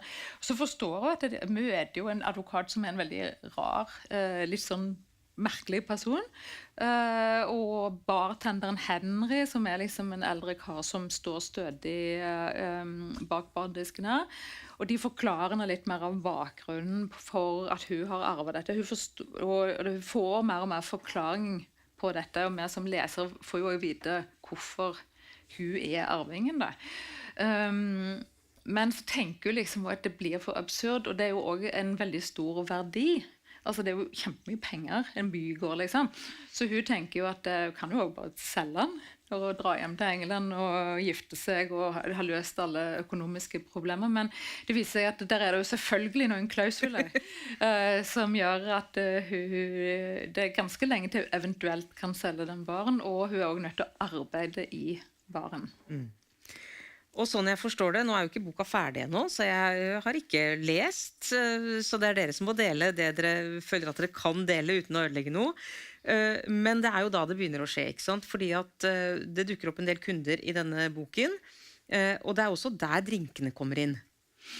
Ja, det stemmer. Altså, de begynner jo allerede i London da, for det er jo drinker for hver dag i denne fortellingen. Men man kan jo se at han Henry, som er bartenderen, er en slags vismann i bartenderforkledning. Vi kan snakke om barverdenens Gandalf. Ja, han som vet alt, og han som da i enhver situasjon klarer da å finne fram til den bestemte drinken eller cocktailen med eller uten alkohol, som skal til for å løse opp enhver situasjon som måtte oppstå. Så når kundene kommer inn med sine ulike problemstillinger, ulike ting som skal løses, så klarer da Henry, som han heter, å alltid finne den rette drinken. Og det kan være drinker som er da hentet fra cocktailhistoriens spede barndom på slutten av 1800-tallet, via Paris på 1920-tallet, til nyere drinker som har sett dagens lys nærmere vår tid. Og hvordan har dere jobbet med det? Hvordan har dere jobbet med disse karakterene som dere har utviklet, og det å pare dem med den riktige drinken, problemet deres med den riktige drinken? Nei, altså det har vært litt snakk tidligere i dag om research, og at det kan jo være et stort arbeid. dette har jo vært enormt research. Veldig mye research, og en ting alle drinkene som har måttet prøvesmakes, og vi skal jo selvfølgelig ikke underslå at mange har jo blitt prøvesmakt som ikke har kommet videre til finalen, og så måtte vi jo kvalitetssikre oppskriftene, og neida, det har gått egentlig ganske greit, og det som selvfølgelig veldig synd med tanke på å drikke drinker og skrive, det går ikke så veldig bra samtidig. Nei, men det har jo vært sånn at både hovedpersonene og disse gjestene som har kommet inn, de har jo hatt, man har liksom tenkt, hva det folk sliter med da? Og noen ganger så trenger en kanskje å roe seg ned. Noen ganger så trenger en kanskje en oppkvikker, noen ganger trenger en å bli litt brisen, andre ganger så jo virkelig hovedutfordringen at folk må bli edru. Sånn at, men det finnes jo da i oppskriftsboken til Henry en drink for enhver anledning. Og de gir jo han også en mulighet til å fortelle litt. Han jo mester på historier, og han veldig sånn en klok mann. Så du får en del bakgrunnsinformasjon fra han da, rundt disse valgene. Og her har vi jo tatt et morsomt lite grep. Altså vi trekker jo historien til barn tilbake til Kristiania Bohems tid på slutten av 1800-tallet. Og en av de klassiske norske drinkene jo pjolteren. Og pjolteren ifølge myten så det en hovmester på Grand Hotel som het P.J. Holter, som liksom sto bak den. Og dette jo bare en fiktiv figur, men i vår roman så lar vi jo dette være da en historisk skikkelse, og så bygger vi historien litt derfra. Ja, P.J. Holter, han liksom i prologen, og han også faktisk bestfaren til Henry Holter, som står i De ensomme hjerters bar i vår tid da. En ting jeg jo stusset på da jeg leste at dette skulle være som en slags adventskalender, det at den har 25 kapitler, og ikke 24. Ja, nei, det jo sånn at Lisa hun jo halvt engelsk og har en tilknytning i England også, så det jo naturlig, og der feirer han jo første juledag. Og så tenker vi jo også at når den skal ut og bli en internasjonal bestseller, så det litt lurt å ta med dette her. I stedet for å skrive 2 versjoner. Ja. Ja, men det blir jeg jo nysgjerrig på. Har dere gjort noe research på det og sjekket litt? Er det gjort noe lignende før? Vi tror ikke at akkurat dette gjort. Altså, den typen kalender, juleroman finnes jo. Og det finnes jo, og det jo liksom en sånn type, et gjennomgangstema, eller en ganske vanlig oppstart i feelgood-romaner, at folk arve et eller annet. Du kan arve en bokhandel, eller en kanelbollebutikk, eller en antikvariat, eller en bar da. Men den kombinasjonen med drikke eller oppskrifter og sånn som det har vi aldri sett har vært gjort før. Så kanskje det et nytt konsept. Det for tidlig å fortelle litt om noen av de menneskene som kommer innom baren, eller? Nei, det kan vi vel gjøre. Det kan vi. Vi har jo en bakfull julenisse som skal være julenisse på markedet, som trenger å friskes litt opp i løpet av dagen. Så der kom jo Henry med en alkoholfri variant som heter en Prairie Oyster, som jo en ganske vass shot-variant som består av blant annet eggeplomme og tabasco. Og tanken og greia at dette skal shottes ned, og de heftige smakene skal jo da liksom riste liv i systemet, så det liksom et eksempel på hvordan vi bruker drinkene da. Og julenissen klarer seg fint, han. Og så har vi Astrid, som en av de som faktisk bor i bygården, for rundt denne baren så finnes det et helt miljø, kan du si. Det bor folk som har bodd der på sånne spesielle leiekontrakter og noen i flere tiår. Astrid Stormoen en av de, og hun, som en karakter, en litt sånn bohemsk kvinne, men hun veldig glad i champagne. Og hennes favorittdrikk jo en som jeg også har lært av Arnt, men som har egentlig blitt min favorittdrikk underveis, og det den som heter French 75. Ja, en deilig champagnedrikk fra Paris på 1920-tallet, som består av sitron, gin, sukker, og så toppet da med kald, deilig champagne. Den veldig lett å drikke, og veldig lett å drikke mer av. Det hørtes fantastisk god ut. Ja. Men jeg blir jo også nysgjerrig på hvordan dere har jobbet sånn rent praktisk. Ja. For det jo ikke sant, to verdener som skal sy sammen og fungere sammen. Hvordan har dere gjort det?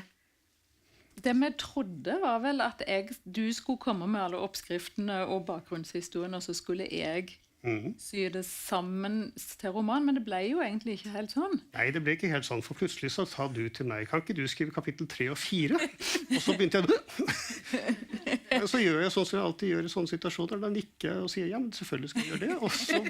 Og så ble det til at vi har skrevet begge to, så vi har gjort mye av dette her elektronisk, at vi har et sånt felles Google-dokument som vi kan arbeide i fra, håper å si, hver vår kant, og så har vi selvfølgelig møttes ved jevne mellomrom og hatt små arbeidsmøter, og så skjer jo veldig mye på Messenger. Ja, det liksom en sånn pågående dialog, som liksom det som når folk holder sånne skrivekurs, så snakker de jo om det der med sånn prompter, eller sånn, hva om? Ja, men hva om dette skjedde? Hva ville skjedd da? Og så driver du liksom historien videre. Og sånn, der har jo vi vært litt heldige som to da, fordi at, altså vi hadde jo, før vi begynte å skrive, så hadde vi plottet ganske tydelig, for strukturen gir seg selv. For du har 25 dager, og det skal liksom skje så mye innen julaften da.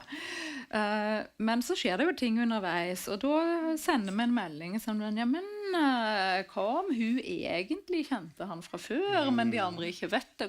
Hvordan påvirker det historien? Så det har vært en sånn kreativ sparring. Og plutselig så kom det en melding sent en kveld. Vi må jo ha en katt! Og det måtte vi jo. Har vi en katt, den heter Sid Vicious. Ja, en svarte bakgårdskatt. Ja. Og drinkene da, ikke sant? Hvordan dette, ikke sant? Du har jo skrevet flere bøker om dette. Har dere liksom sammen satt dere ned og liksom tenkt om denne karakteren sånn og sånn med disse problemene, hva kan passe her? Ja. Det sånn vi har arbeidet, og så har vi tatt utgangspunkt i drinkelitteraturen, funnet klassikere fra gamle dager, funnet noen som litt nærmere vår tid, og prøvd å finne da drinker som passer til den aktuelle situasjonen, enten fordi den har de og de egenskapene når det gjelder smak, eventuelt at den har et gøyalt navn som passer til den og den situasjonen, eller at det en som kanskje ikke inneholder alkohol i det hele tatt, eller noe som liksom knyttet direkte opp mot jul, sånn som type gløgg da. Og så lurer jeg jo på, tanken at jeg, mens jeg leser, skal smake meg gjennom? Ja, altså vi tenker jo det jo en mulighet, og det det mange forskjellige ting her. Så du kan jo ta en drink da, hvis du sitter og leser et kapittel på kvelden, og det jo mye forskjellig, så du vil jo ikke bli helt gjennom alkoholisert nødvendigvis. Nødvendigvis. Du kan jo også spare opp litt, liksom. Kanskje ta noen på fredagen, men ikke spare opp alle til første juledag, liksom. For det 25 kan bli litt mye. Hva den perfekte drinken når man koser seg med feelgood-roman, da? Ja, på denne så tenker jeg Twinkle kan jo være et forslag. Twinkle kan være et forslag. Altså, Twinkle det et tips vi fikk fra Jenny Colgan, som en skotsk feelgood-forfatter som veldig populær i Norge, som Kjersti kjenner godt. Og det en julecocktail som populær i Storbritannia, som har blitt det de siste årene, som består blant annet av hylleblomstsaft, gin og champagne. Som da gir et litt sånn 20-tallspreg på den, men som egner seg godt. Og Twinkle, altså det jo regnet som en julecocktail da. Så det kan jo være et godt akkompagnement. Ellers så tenker jeg jo at forskjellige gløggvarianter, det har vi jo også med. Det jo passer jo veldig godt. Ellers så består jo en klassisk feelgood-roman av litt sødme, litt bitterhet, litt sterke ting og så videre, og det jo nettopp sånn man komponerer en god cocktail. Ja, du var fornøyd med den selv, det var veldig godt. Og så var dere jo selvfølgelig inne på det, du sa det, Kjersti, at det jo drinker for alle her, ikke sant? Det ikke bare alkohol. Nei, altså der er alt fra grønnkål, smoothie til mangolassi, og det har jo vært et poeng da, at dette skal jo være for et bredt spekter av folk, sånn at vi har valgt veldig forskjellige ting og lagt inn. Og så kan vi jo nevne vi må nevne verdens verste drink. Ja. Den blir servert til noen utrolig usympatiske... Vi har jo en skurk også. Ja, selvfølgelig. Og skurken blir da servert etter en opphetet scene i en av nøkkelscenene, så får han da servert det som... Dette en ordentlig drink. Det noe som heter cement mixer, altså sementblander. Og den består av Baileys og lime juice. Og det høres egentlig litt rart ut, men det som skjer, altså Baileys jo en fløtelikør, ikke sant? Og når du tilsetter citrus i noe som inneholder fløte, så skiller det seg. Så det danner seg en slags ostemasse. Så du får egentlig da etter hvert en ganske sånn der ekkel osteklump som smaker Baileys og lime, som aldeles redselsfull. Og dette serverer vi da skurken i en scene. Til stor fornøyelse, må jeg si. Men dette en drink noen faktisk drikker? Ja. Dette innenfor kategorien shot. Shot en morsom kategori, fordi det en del shotter som skal ha den egenskapen at den skal forårsake litt sånn ubehag eller ubekvemme situasjoner. Altså, du har varianter som heter liksom... Jeg vet ikke om man kan si det høyt, men altså, mange av de liksom seksualisert, og det skal være litt så flaut å drikke det. Men så det noe som liksom skal danne samhold. Og så har de jevnlige kåringer, liksom, hva den verste drinken i hele verden. Ofte så det den som kommer på topp. Det vel litt sånn manndomsprøveaktig, tror jeg. Det derfor det finnes. Og det vel kanskje den ene jeg ikke har servert til deg, men vi skal vel komme dit også. Ja, nei, men ikke helt. Jeg tenker, den frister ikke så mye. Det gjør ikke det? Nei. Vi tar det på lanseringsfesten. Betyr det, Kjersti, at du har smakt deg gjennom alle de andre... Ellers så... Det ikke så langt ifra i hvert fall, nei. Vi gleder oss jo selvfølgelig til å lese, og jeg regner jo med, i og med at den bygd opp som en adventskalender, at dere anbefaler et kapittel om dagen. Altså det ikke alltid det like lett å stoppe med en feelgood-roman, ikke sant? Nei, det nøye med det. For oss det ikke alltid det lett å stoppe etter en cocktail heller.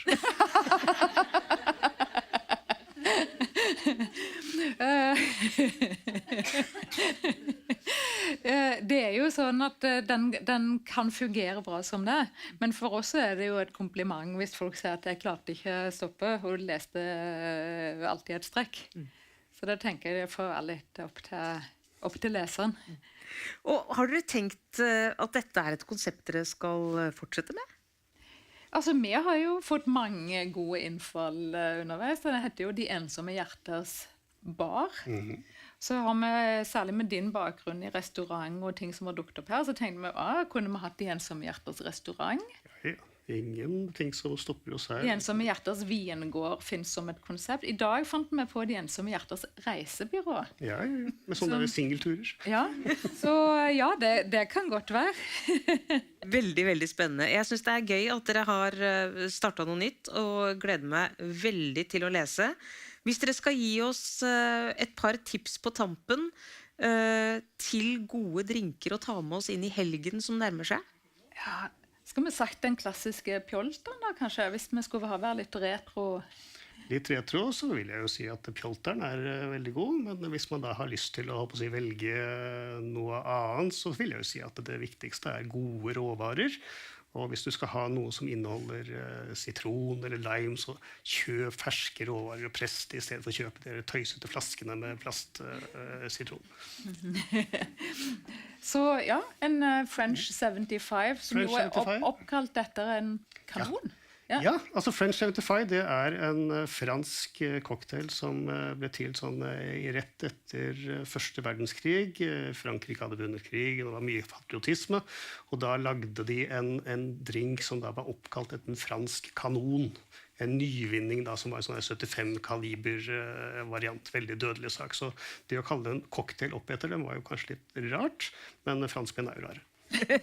Og den jo ikke spesielt dødelig, den cocktailen. Nei, hvis du bare tar en eller to, i hvert fall. Med mindre man drikker for mye av det. Ja, sånn det gjerne. Ja. Vi gleder oss masse til å bli kjent med alle karakterene i boka på baren, ved bardisken. Så tusen takk for praten. Takk for at vi fikk fortelle. Tusen takk.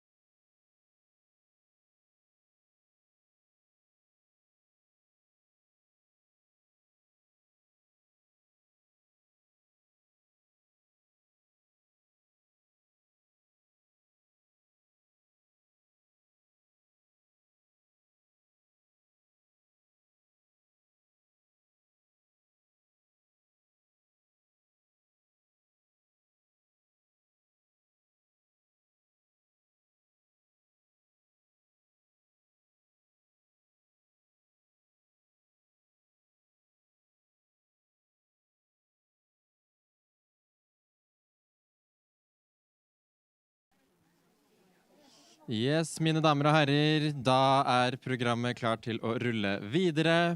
Jeg håper dere har fått dere noe i hånd, enten det en bok, et glass, en sandwich, en scone, en cupcake, en wrap, et eller annet som godt for kropp og sjel.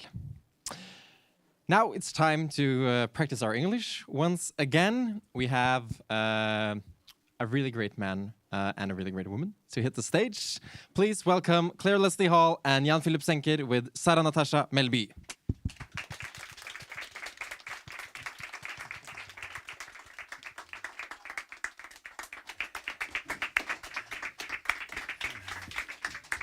Thank you.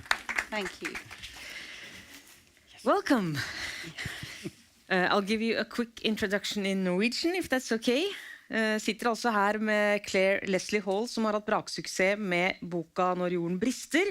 Den som står her, kommer ut på 31 språk, og filmrettighetene allerede solgt til selskapet til Reese Witherspoon. Så det Jan-Philipp Sendker som hadde en braksuksess da han kom med boka Kunsten å høre hjerteslag, som jeg helt sikker på at mange av dere har lest. Det var da starten på den såkalte Burma-triologien. Så har det kommet bøker fra Kina, og nå han tilbake. Denne gang med den første boka i en ny trilogi fra Japan, Akikos stille lykke. Welcome, both of you. Thank you. I would like, since the two of you are here, to start with the beginning. So Clare, I'll start with you. How did you become a writer? Well, I became a writer, I would say, when I was 6. I started writing stories. I've always been obsessed with books. And I wrote and wrote and wrote and wrote. And then when I went to university, and I just assumed that probably quite rightly, because I didn't have a lot of life experience, that I should become a journalist. I wanted to do something with words, so I became a journalist. And I was a journalist on newspapers for 20 years. And then when I was in my 30s, I started writing sort of scenes and started writing novels. And I had a lot of near misses. I got taken on by agents. I got dropped by agents. I had books that almost got published and then didn't.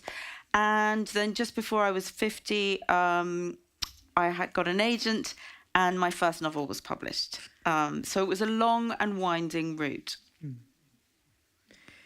So you have the journalism in common. It's a similar experience. I've always wanted to be a writer. There's an essay my mom showed me recently. I was like 12 years old. We had to write in school, what would you like to do when you're grown up? And I wrote a novelist. And then I graduated from high school. And I remember one night my parents asked me what I would like to do, what I would like to study. And I said, I don't want to study. So what do you want to do, son? I said, I want to write books. And they looked at me and said, but about what? And then I realized, same like you, Claire, that probably I need a little more experience. I knew what I wanted to write about, love and life. But I thought I should probably suffer my first love first and then live a little bit before I write about it. So again, I loved writing and I became a journalist. I don't have an education. I mean, I didn't go to university like you. I didn't do anything. I just started working as a journalist. And then I became a foreign correspondent for Stern magazine, a German weekly. And I was like 35, 38, like you, and I remembered my dream. I wanted to be a novelist, but I didn't want to be an old man telling his grandchildren that I would have been a very famous author if I had tried. I wanted to try. And then I tried. I wrote my first novel, The Art of Hearing Heartbeats, which was doing well. And then I quit my job and became a novelist.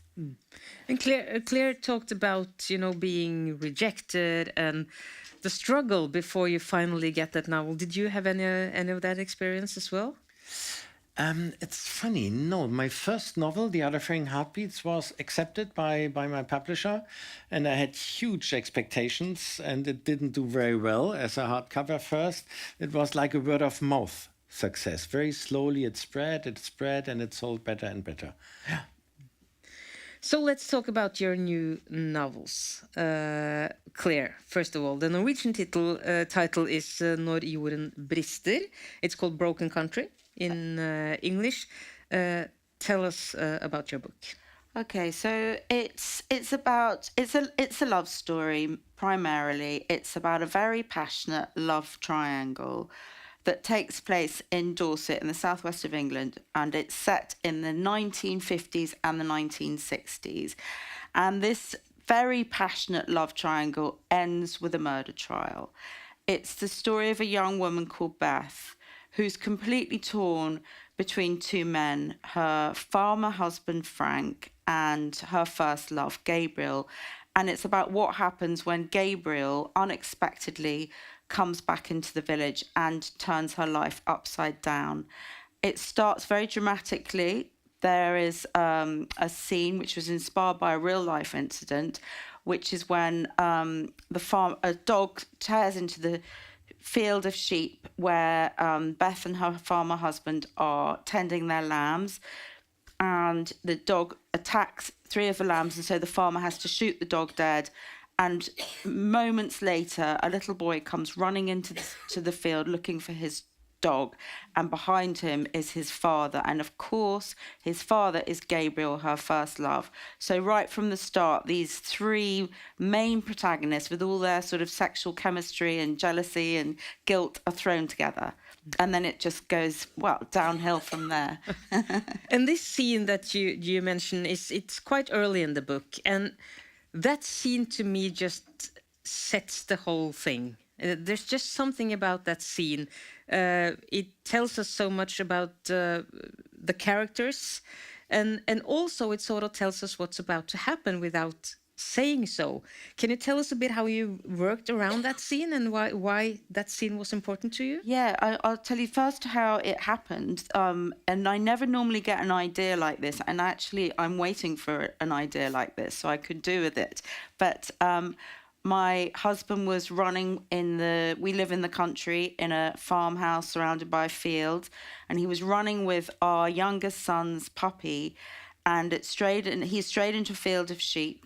And the farmer threatened to shoot him, and it didn't happen. But what did happen after we'd been talking about it for a few minutes was that this love triangle popped into my head, and I could see Beth and Frank, the farmers, and I could see Gabriel, and I could see his son Leo, and I knew that the son reminded them of the son they'd lost. So I had all these emotions right at the beginning. I had grief. I knew that Beth was a woman who was in the most terrible turmoil, and I knew that there was this big what if locked down inside both Gabriel, her first love, and Beth, because for whatever reason their first relationship doesn't work out, and you see them in this sheep field, this crossroads just rises up, and suddenly they have a second chance. And also I guess there's some symbolism because there's these lambs who are lost, and Frank and Beth are grieving their lost son. And I really feel that scene just has the whole essence of the book in it. Mm. So Jan-Philipp, Akikos Stille Lykke. That's the Norwegian title. Can you tell us about the book? In 10 sentences, maybe, just as a challenge. It's about Akiko, who is a 29-year-old Japanese woman. And she lives by herself. She is kind of a loner. And she has actually one very good friend, Naoko. They work together. She's a bookkeeper. And Naoko marries herself. She does a solo wedding, which is a very trendy thing in Japan. Young women marry themselves. So Akiko likes the idea and plays with the idea. And then one night she meets a very old classmate on the street. They start chatting and they meet again and again. And then she tells him, Kento, I'm going to marry myself. And he looks at her. He's a very serious young man. Oh, yes. You're going to marry yourself. But do you know yourself? You can't marry someone you don't know. And do you like yourself? You can't marry someone you don't like. So that keeps, starts a whole process. Akiko is asking herself, do I know myself and do I like myself? So she starts on a journey. And I think the book is about this journey, getting to know herself. And then there's this with Kento, the relationship with Kento. Probably more than 10 sentences. Oh, that's fine. We're going to talk about more about both Akiko and Kento, of course, but we have to talk more about the solo weddings. right away, I think, because you say it's something trending in Japan. Yes, and I have been to Japan many times. The first time was in '95, so I know the country a little bit, otherwise I wouldn't dare to write about it. And I read in the New York Times a couple of years ago a little story about solo weddings. And I thought, this is strange. This is a contradiction by itself, right? A wedding is a reunion between two people or maybe two families. How can it be solo, right? But I thought, who would do it? And why? Why would you marry yourself? So that was basically the starting point of the whole idea. Write a story about a woman who would like to marry herself. And then I went to Japan many times to do research for this book, and I became a witness to weddings, solo weddings. And I realized, first I thought this is a little funny, it's just crazy. And I, watched some weddings by very young women, like 20, 22, and that was more fun. Like cosplay, they were dressing up and in photo studios and bridal dresses and so on. A little older, like 25 to 30, it became more serious. I saw one woman marrying herself, and again, she was dressed up very nicely and lots of pictures with flowers and so on. And I talked to her afterwards, and she said she had been married during Corona, and no pictures, no photos, nothing, just a signature on a paper. And she thought this is very sad. So she wanted to have pictures of her wedding and herself as a bride. So she had this whole production for a day and said, but you are married. You have a husband. I got married, but I am already divorced. So she still wanted to have wedding pictures. And then there were women older, like 30, 35, and they had these weddings. And that really had special meaning. And I was moved by it. There was one woman, she's a great inspiration for Akiko. She always wanted to get married, even as a little girl. It's a big thing in Japan, these Western-style weddings with white dresses. There are a lot of magazines and newsstands which cover weddings. And she always glanced at these magazines and saw herself as a bride. But she actually never saw a husband for her. And then she always thought she's ugly. And then she was 30 and she said, no, I want pictures of myself as a bride. And she read about solo weddings and she decided to do a solo wedding. And that was a big production for 2 days with a dinner and so on. It's all solo. You don't invite people. And there were lots of pictures in front of pagodas and temples and so on. And she said, I always thought I'm ugly. My legs are too short, I'm a little chubby. And then I saw these pictures. And for the first time in my life, I saw how beautiful I can be. And I don't even need someone to be so beautiful.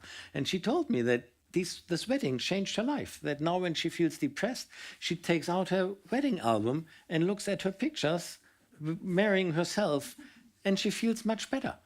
So I think for her and for women her age, it was more about self-empowerment. And marriages in Japan are still like straitjackets for women. Really, it's like the man is the man who tells the woman to stay home, raise the kids, and so on. So younger women, they just don't want that anymore. They don't put up with that anymore, but they want these beautiful pictures. And they want to see themselves in a bridal dress. And I love that. So I'm a great fan of solo weddings now. It's fascinating. Have you heard about this in England or? I haven't. And actually, I wanted to ask you, I mean, do they take place in a church? No. But in a registry office, we would call it a registry office. No, it's more a symbol. It's not so not there's legal. Nothing official. No, it's not official. It's not legal. Next step. But Jan-Philipp, I also have to ask you, because you've written from Burma, from China, and now Japan. Why? Because I have been lucky that I have been to all these countries, and Japan is, from all the countries I've visited, the most different. They really have a different view of the world, and I have been there so many times. Every time it's such a learning experience. And the first time I went there was in 1995 as a journalist, and even there it was such an experience that I thought one day I would love to set a novel here. And then I had this idea with a solo wedding, but I was reluctant because I knew it would require a lot of research. And I didn't want to use Japan like as a screen where I project my own emotions or feelings on it. It had to be authentic. And this, I thought I'm going to write about Akiko from her point of view, which means writing from a 29-year-old Japanese woman. I'm neither Japanese nor a woman nor 29 years old. So can I really do that? And I had tremendous respect about this challenge, and I was doubting. And I have a wife who has been supportive for 35 years now. She said, you can do it. And I have a Japanese friend, a woman I've known for a long time, and she also said, try. And then I went to Japan again for 3 times 3 weeks to do research. I talked to more than 100 people, mostly young women, just to get an idea how they feel, what it's about. And then I had this emotional hook with Akiko. I felt close to her. And then I thought, okay, I give it a try. And I tried. But I really had tremendous respect. It's a challenge from that point, and also the Japanese point of view, because it's such a different culture. Did you tell the girls that you met that you were going to write a novel? Yes, of course. What did they think about that? I mean, Japanese women who are willing to meet a foreigner to talk about their lives, they are already a little outside the mainstream. And I don't speak Japanese, so I always had a translator, always the same woman, who was very good. And I think they liked it. We had very intense talks because we were talking about expectations, about love, about their dreams, questions usually nobody asks them. And I would say about a third at one point started to cry because it got so intense and so emotional, and Japanese are not used to talking about such things. And I felt bad because I don't talk to people to make them cry. So afterwards, we sent emails and WhatsApp messages apologizing and thanking them and so on. And everyone wrote back, thank you. Because for them, it was such a relief to be able to talk about these issues. Because Japan, it's kind of a non-verbal. You talk a lot, but you don't talk about serious things. So most of them seem to be very open, very happy, extremely helpful for me. Claire, Jan-Philipp went to Japan to do research, and his story is set there. You are kind of in the opposite, you went in the opposite direction, because Broken Country is set where you live. Yeah, it is. And I know the landscapes so well. And really, when I think of the book, every scene is in my head like a film. I can see it so visually. And that's mostly because it's where I live. I live in a very old thatched farmhouse and surrounded by farmland. And I really wanted the landscape to be like a character in its own right. That's what I really wanted. And I felt that I learned so much about my own landscape through writing the novel, because even though I live in this farmhouse and there are tractors roaring up and down our tiny little lane all day and sometimes all night, I realized that I didn't know anything about farming. And the incident where our dog was nearly shot made me realize that there was a disconnect. This is kind of what really made me want to write the novel. There's a disconnect between ex-townies like myself who were moving into the countryside and the rural old guard like the farmer who was born in our bedroom 85 years ago and owns all the land around our farmhouse. He's the proper rural old guard. And so I started to spend time with the farmers. I learned how to milk cows, which was very difficult for someone like me who's not very practical. And the farmer was like, would do it in seconds, and I'd still be struggling with my first cow. But I learned how to do that. I went harvesting. I rode up and down on a combine harvester. I went to stay with a couple on a small holding in a place called Kent, a county called Kent. And that really informed an awful lot of the book because, you know, they didn't have a lot of money. The life was hard. The weather is terrible. There are no holidays. But they really showed me how beautiful the landscape was, how important the wildlife was to them. So the wife had a wonderful homemade hide that her husband had built for her out of a step ladder and a beer barrel. And then she had netting, and she used to hide on it and watch these nesting kestrels, which I put into the book. And the experience of spending so much time with the farmers really connected me to my own landscape, because I think I was very guilty. You know, I had young children when I started the book, grown up now, it took a long time. And I was guilty of rushing through life and rushing through my dog walks. And actually, now I don't. I do think I'm more aware of the changing seasons, how lucky I am to live in such a beautiful place. And I also, the village in the book is based on a village where my son went to primary school. And I think it's a sort of, I feel it's quite a claustrophobic village. It's got the really sort of big landowners, just like Gabriel Wolf, the family in my novel, who live in this house called Meadowlands, this big, huge house on the edge of the village. And then you've got everybody else, and they kind of meet in the book, they meet in the pub, and there's a real sort of us and them vibe, I would say. And it was a very, I wanted to create a sort of very claustrophobic setting, so that you've got the school where all the mothers are in the playground slightly sort of gossiping and watching what's going on. And then you've got the village shop opposite, which is actually in this village I'm talking about, is a real life. It was like that. You would be in the shop sort of buying something, you'd hear something happening in the shop. So I kind of wanted to combine this beautiful landscape with a sort of very claustrophobic village setting. And we also have to talk about some of your characters. You mentioned Beth. We follow Beth from she's quite young until she's a grown woman. How did you create her and work with her along the way? Yeah, so Beth came to my head immediately. My husband came home and told me about this incident with the dog shooting. Beth came to me, and I knew that she was a mother who'd lost a child.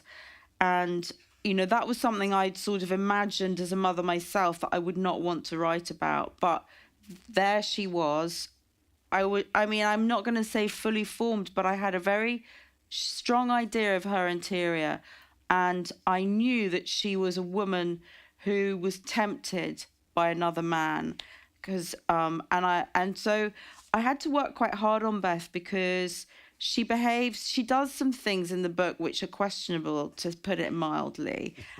She could be a very unlikable narrator. I personally love her because she's a survivor. So at the beginning of the book, she falls in love with Gabriel, the boy from the big house, and he's got everything. He has this very gilded, privileged life, but they're both just as clever as each other. She's a very well-read, bookish girl from a working class background, and she wants to go to Oxford. In fact, he sort of encourages her to do that. And so she's going to go to Oxford just as he is, but her life gets knocked off course. Whereas his doesn't. Oh no, his just goes exactly to plan, and he returns to the village, a famous author, just what he'd always wanted.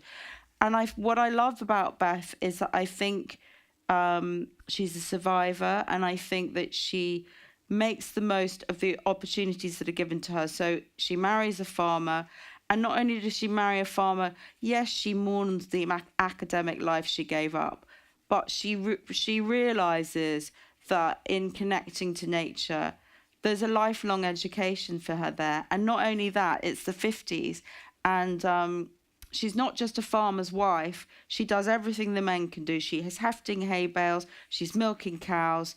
She's driving the combine harvester.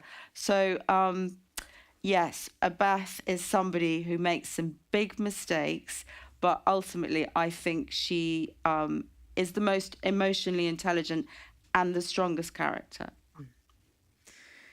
And Akiko.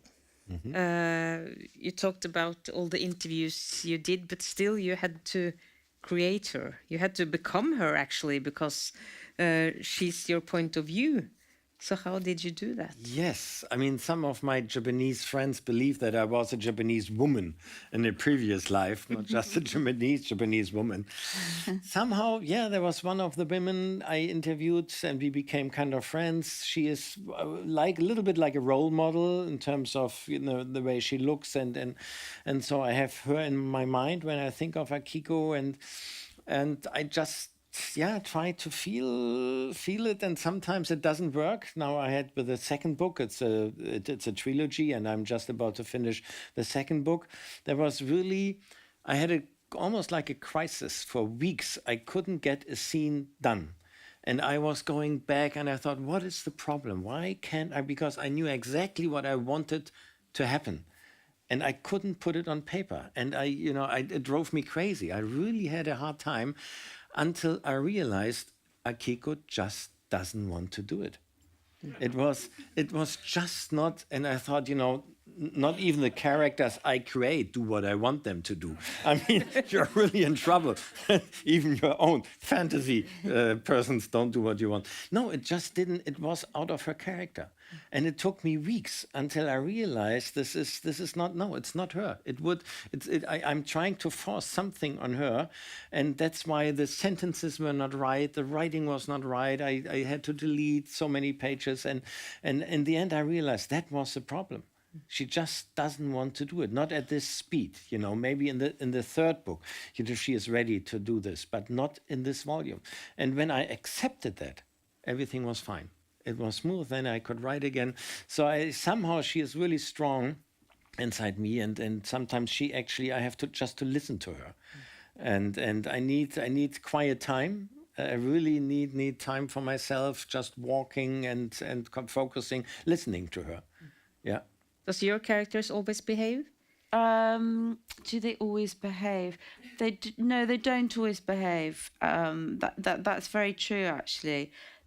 And what they do, really frustrating things like they change their mind about something really late on in the draft.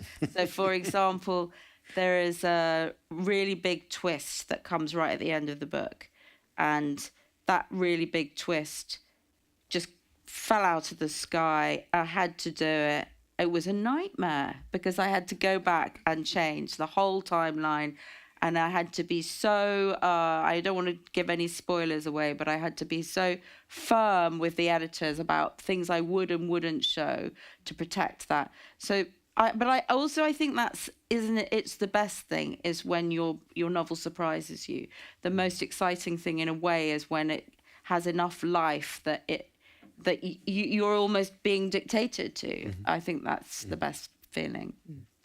You have things in common. One of them being you talked about Beth and Gabriel being from different classes, and you have some of the same, Jan-Philipp, in your book with Akiko and the boy named Kento. Yes. This is. I mean, it's. I wouldn't call it a love, not yet. It's very difficult to write a love story set in Japan. It's so different than our setting. I love you. They don't even say that.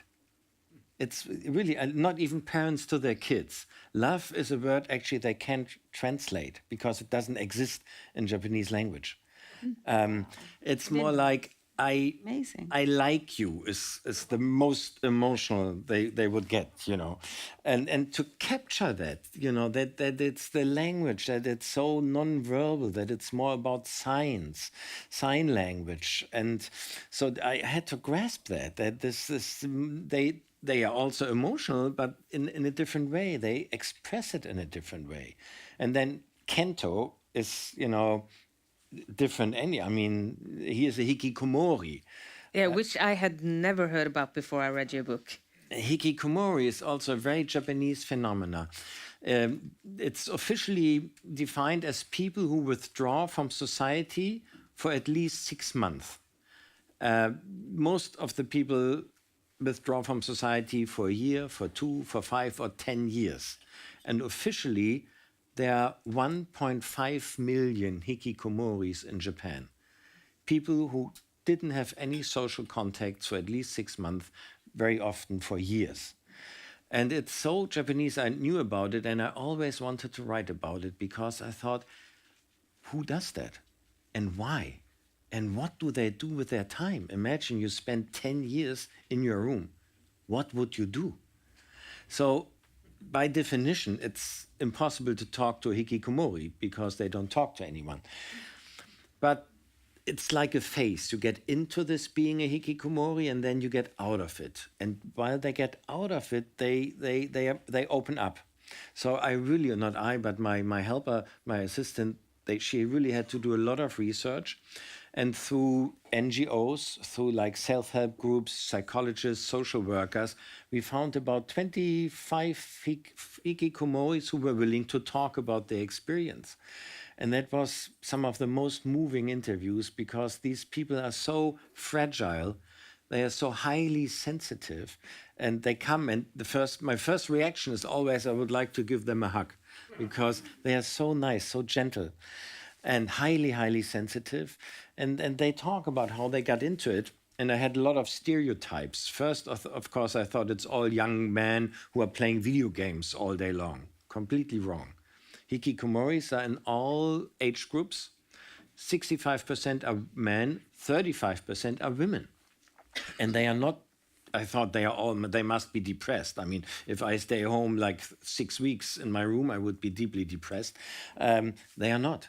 They are not more depressed than the average person in Japan. They don't commit more suicides. It's also basically the same. So who are these people? Some of them I met, highly intellectual. One had just finished Nietzsche's complete work and wanted to discuss Nietzsche philosophy with me. Another one wanted to discuss Kafka with me. So they spent their time reading, thinking. Sometimes I asked them, one guy who had been a hikikomori for 10 years, what did you do? He didn't even remember the first years. They are just in their room. And why? Because they can't put up with their expectations. Japan is a society where there's such a pressure, group pressure, expectations from parents, family, company, and they just can't deal with it anymore, and they withdraw. It's almost like a rebellion. But they are not proud rebels, they are ashamed rebels. They feel they're very insecure, they think they bring shame on the family. So they are in a very fragile state of mind. On one hand, on the other hand, they are very strong. I mean, you have to be strong to stay in your room for 10 years without going crazy. So I created this, and this is more difficult than writing about Akiko, to get into Kento's mind. Because he is more straightforward to me than Akiko, I think. And this is where I make a lot of mistakes. He's moving too fast. He's moving too fast out. He is becoming too talkative.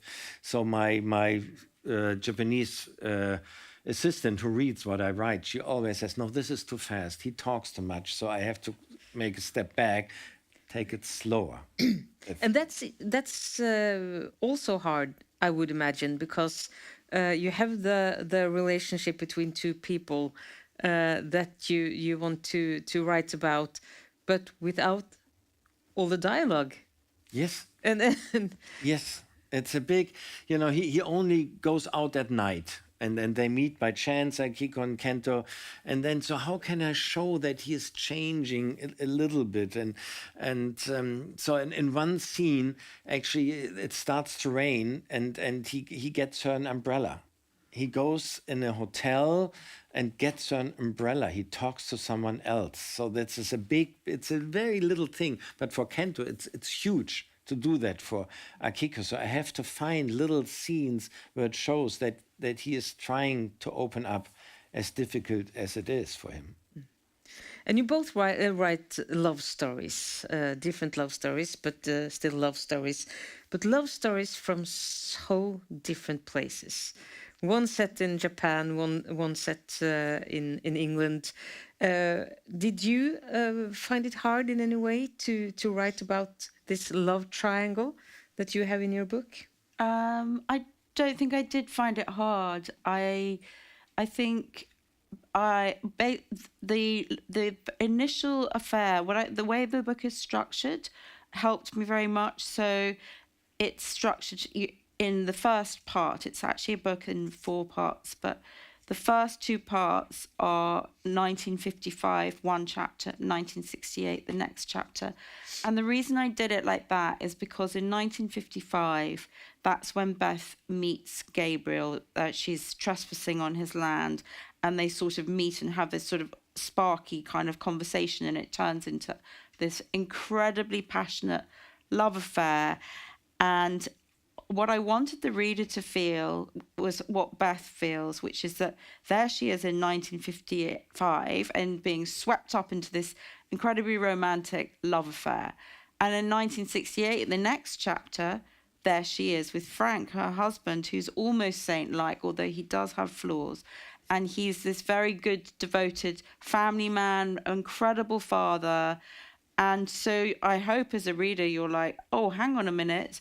This is where she should be, because that's how she feels. That's the dichotomy. So I found it very easy, really, to capture both those two things. And what I wanted to ask with the book is the question, is it possible to love two people at once? And to answer that question, I had to create two men who are completely different from each other. So Gabriel is very bookish and romantic and passionate and creative, and they have this wonderful affair at the beginning they're writing poetry and listening to music by his lake on his country estate. And they both crave an intellectual life, whereas Frank is he's a farmer, and he's very down to earth and funny, and he's a devoted father, and he's also devoted to his younger brother Jimmy. He's a family man. He's a really good, kind, loving man. And crucially, he introduces her to the farm life, and through that she connects to nature, and the connecting to nature becomes very integral to who she is. So I think in some ways it was easy because I had to create these two men who reflect the dichotomy within the character of Beth. And so I found that quite easy. I found, and actually, this book went through many, many drafts, and the first 2 years of writing it, it was a contemporary story. And the first 2 years of writing it, Frank and Gabriel both had voices as well as Beth. And it wasn't quite working, and I had a break from it, and I realised it's Beth's story, it's a woman's story, it's a woman who is torn between two men and two lifestyles. And I also realised it's a period novel, because I think maybe I had books like Atonement by Ian McEwan in my head, and it's a very English novel called The Go-Between by L.P. Hartley, and both of those novels feature love across the class divide. They're both period novels. And once I did that, it all kind of fell into place for me. But I think the fact I wrote Frank and Gabriel, and I wrote Frank in a really sort of experimental, earthy style of prose, but I think it meant I knew the interiors of those characters, and I think it helped with the love story. I would like to talk a bit about how you work, because that's also always interesting to hear about. Us readers, we hear about writers talking about stories coming to them, the characters taking over the story, and that happens, but it's still a lot of hard work being a writer. So Jan-Philipp, how do you work? Do you have like a set hours of the day that you sit down with your computer and... Yes, yeah. Yes. Sometimes readers ask me, how do you get your ideas? And I always say, I don't get ideas, the ideas get me. I just have to make sure they find me. And they don't find me when I'm constantly on an iPhone, or they don't find me if I, do too many things. They find me in quiet places. So my responsibility is to make sure my ideas find me. And so that means really a quiet home, and then taking a lot of walks. I really like to walk, and very slowly, but I can think very well, daydream, take a lot of notes. Usually I always have a notebook with me and a pen, because you don't know when the idea finds you then, but you better write it down, because I tend to forget.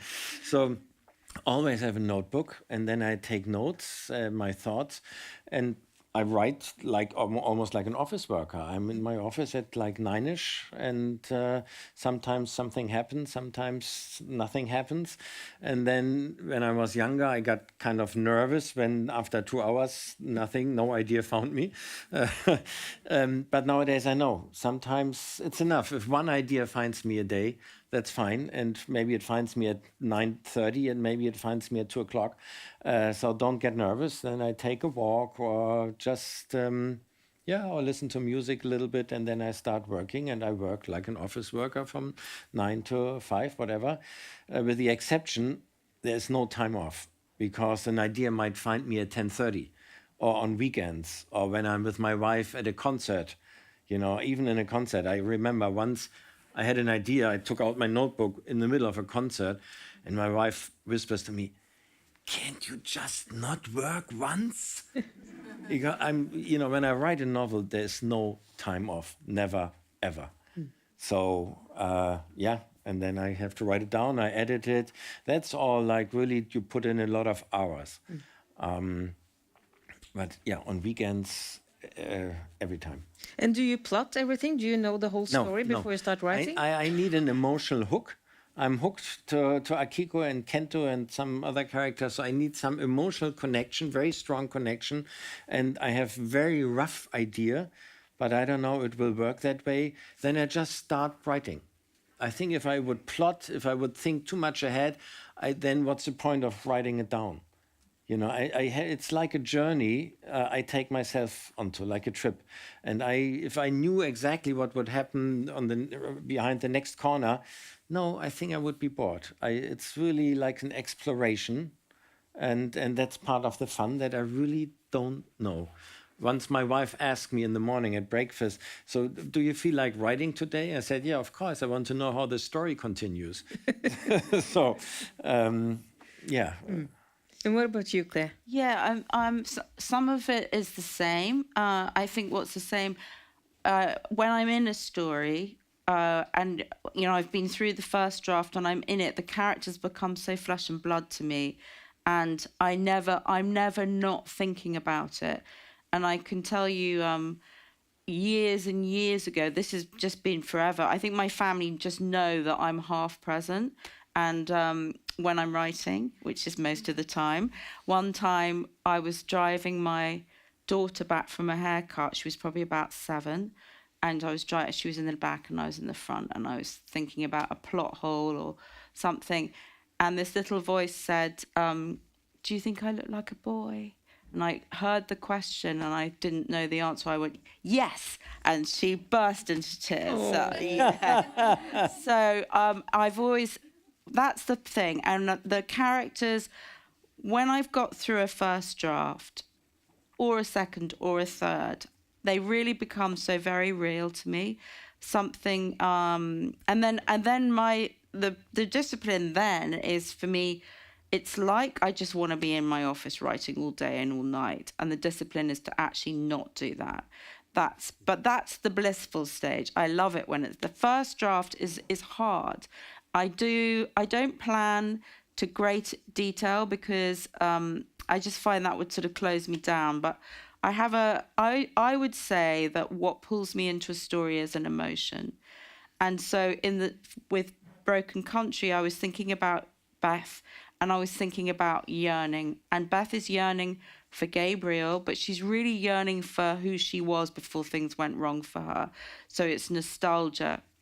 And something I did for Broken Country, which I've never done before, which was just so brilliant, was I happened to listen to this song, and it was a modern composer called Olafur Arnalds, and the song is called Happiness Does Not Wait. And I heard it, and I'm like, oh my God, it's Beth and Gabriel by the Lake. That's what that song is.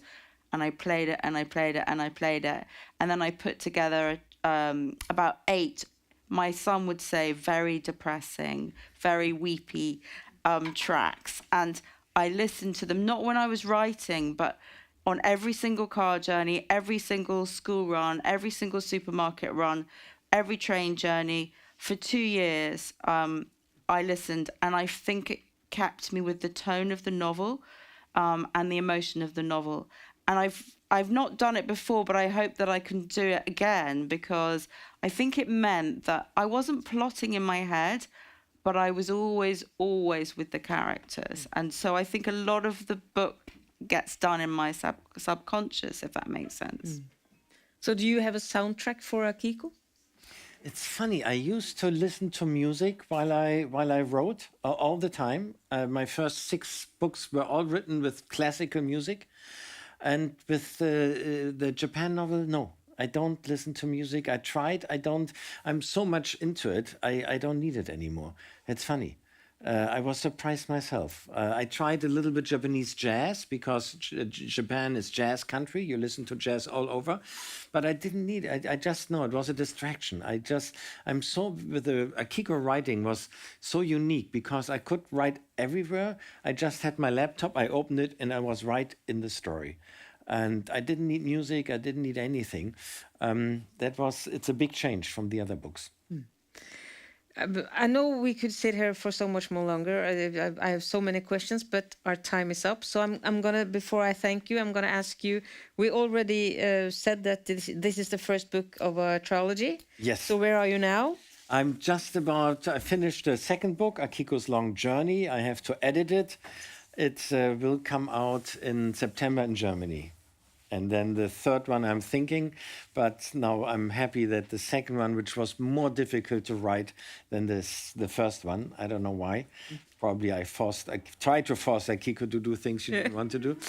But yeah, the second one is almost done. And what about you, Claire? So I've got I've got an idea. I've got a family. I've got a setting. I've got to sit down and write it, which is difficult.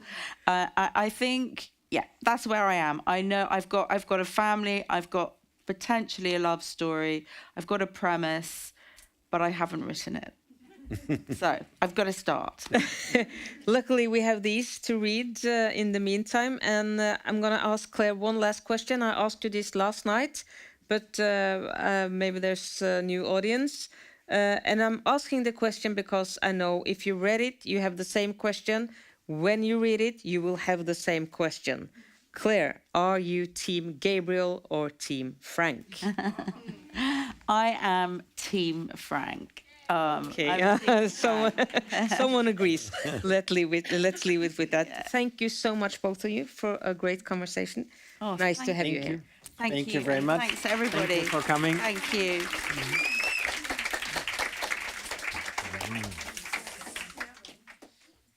Thank you.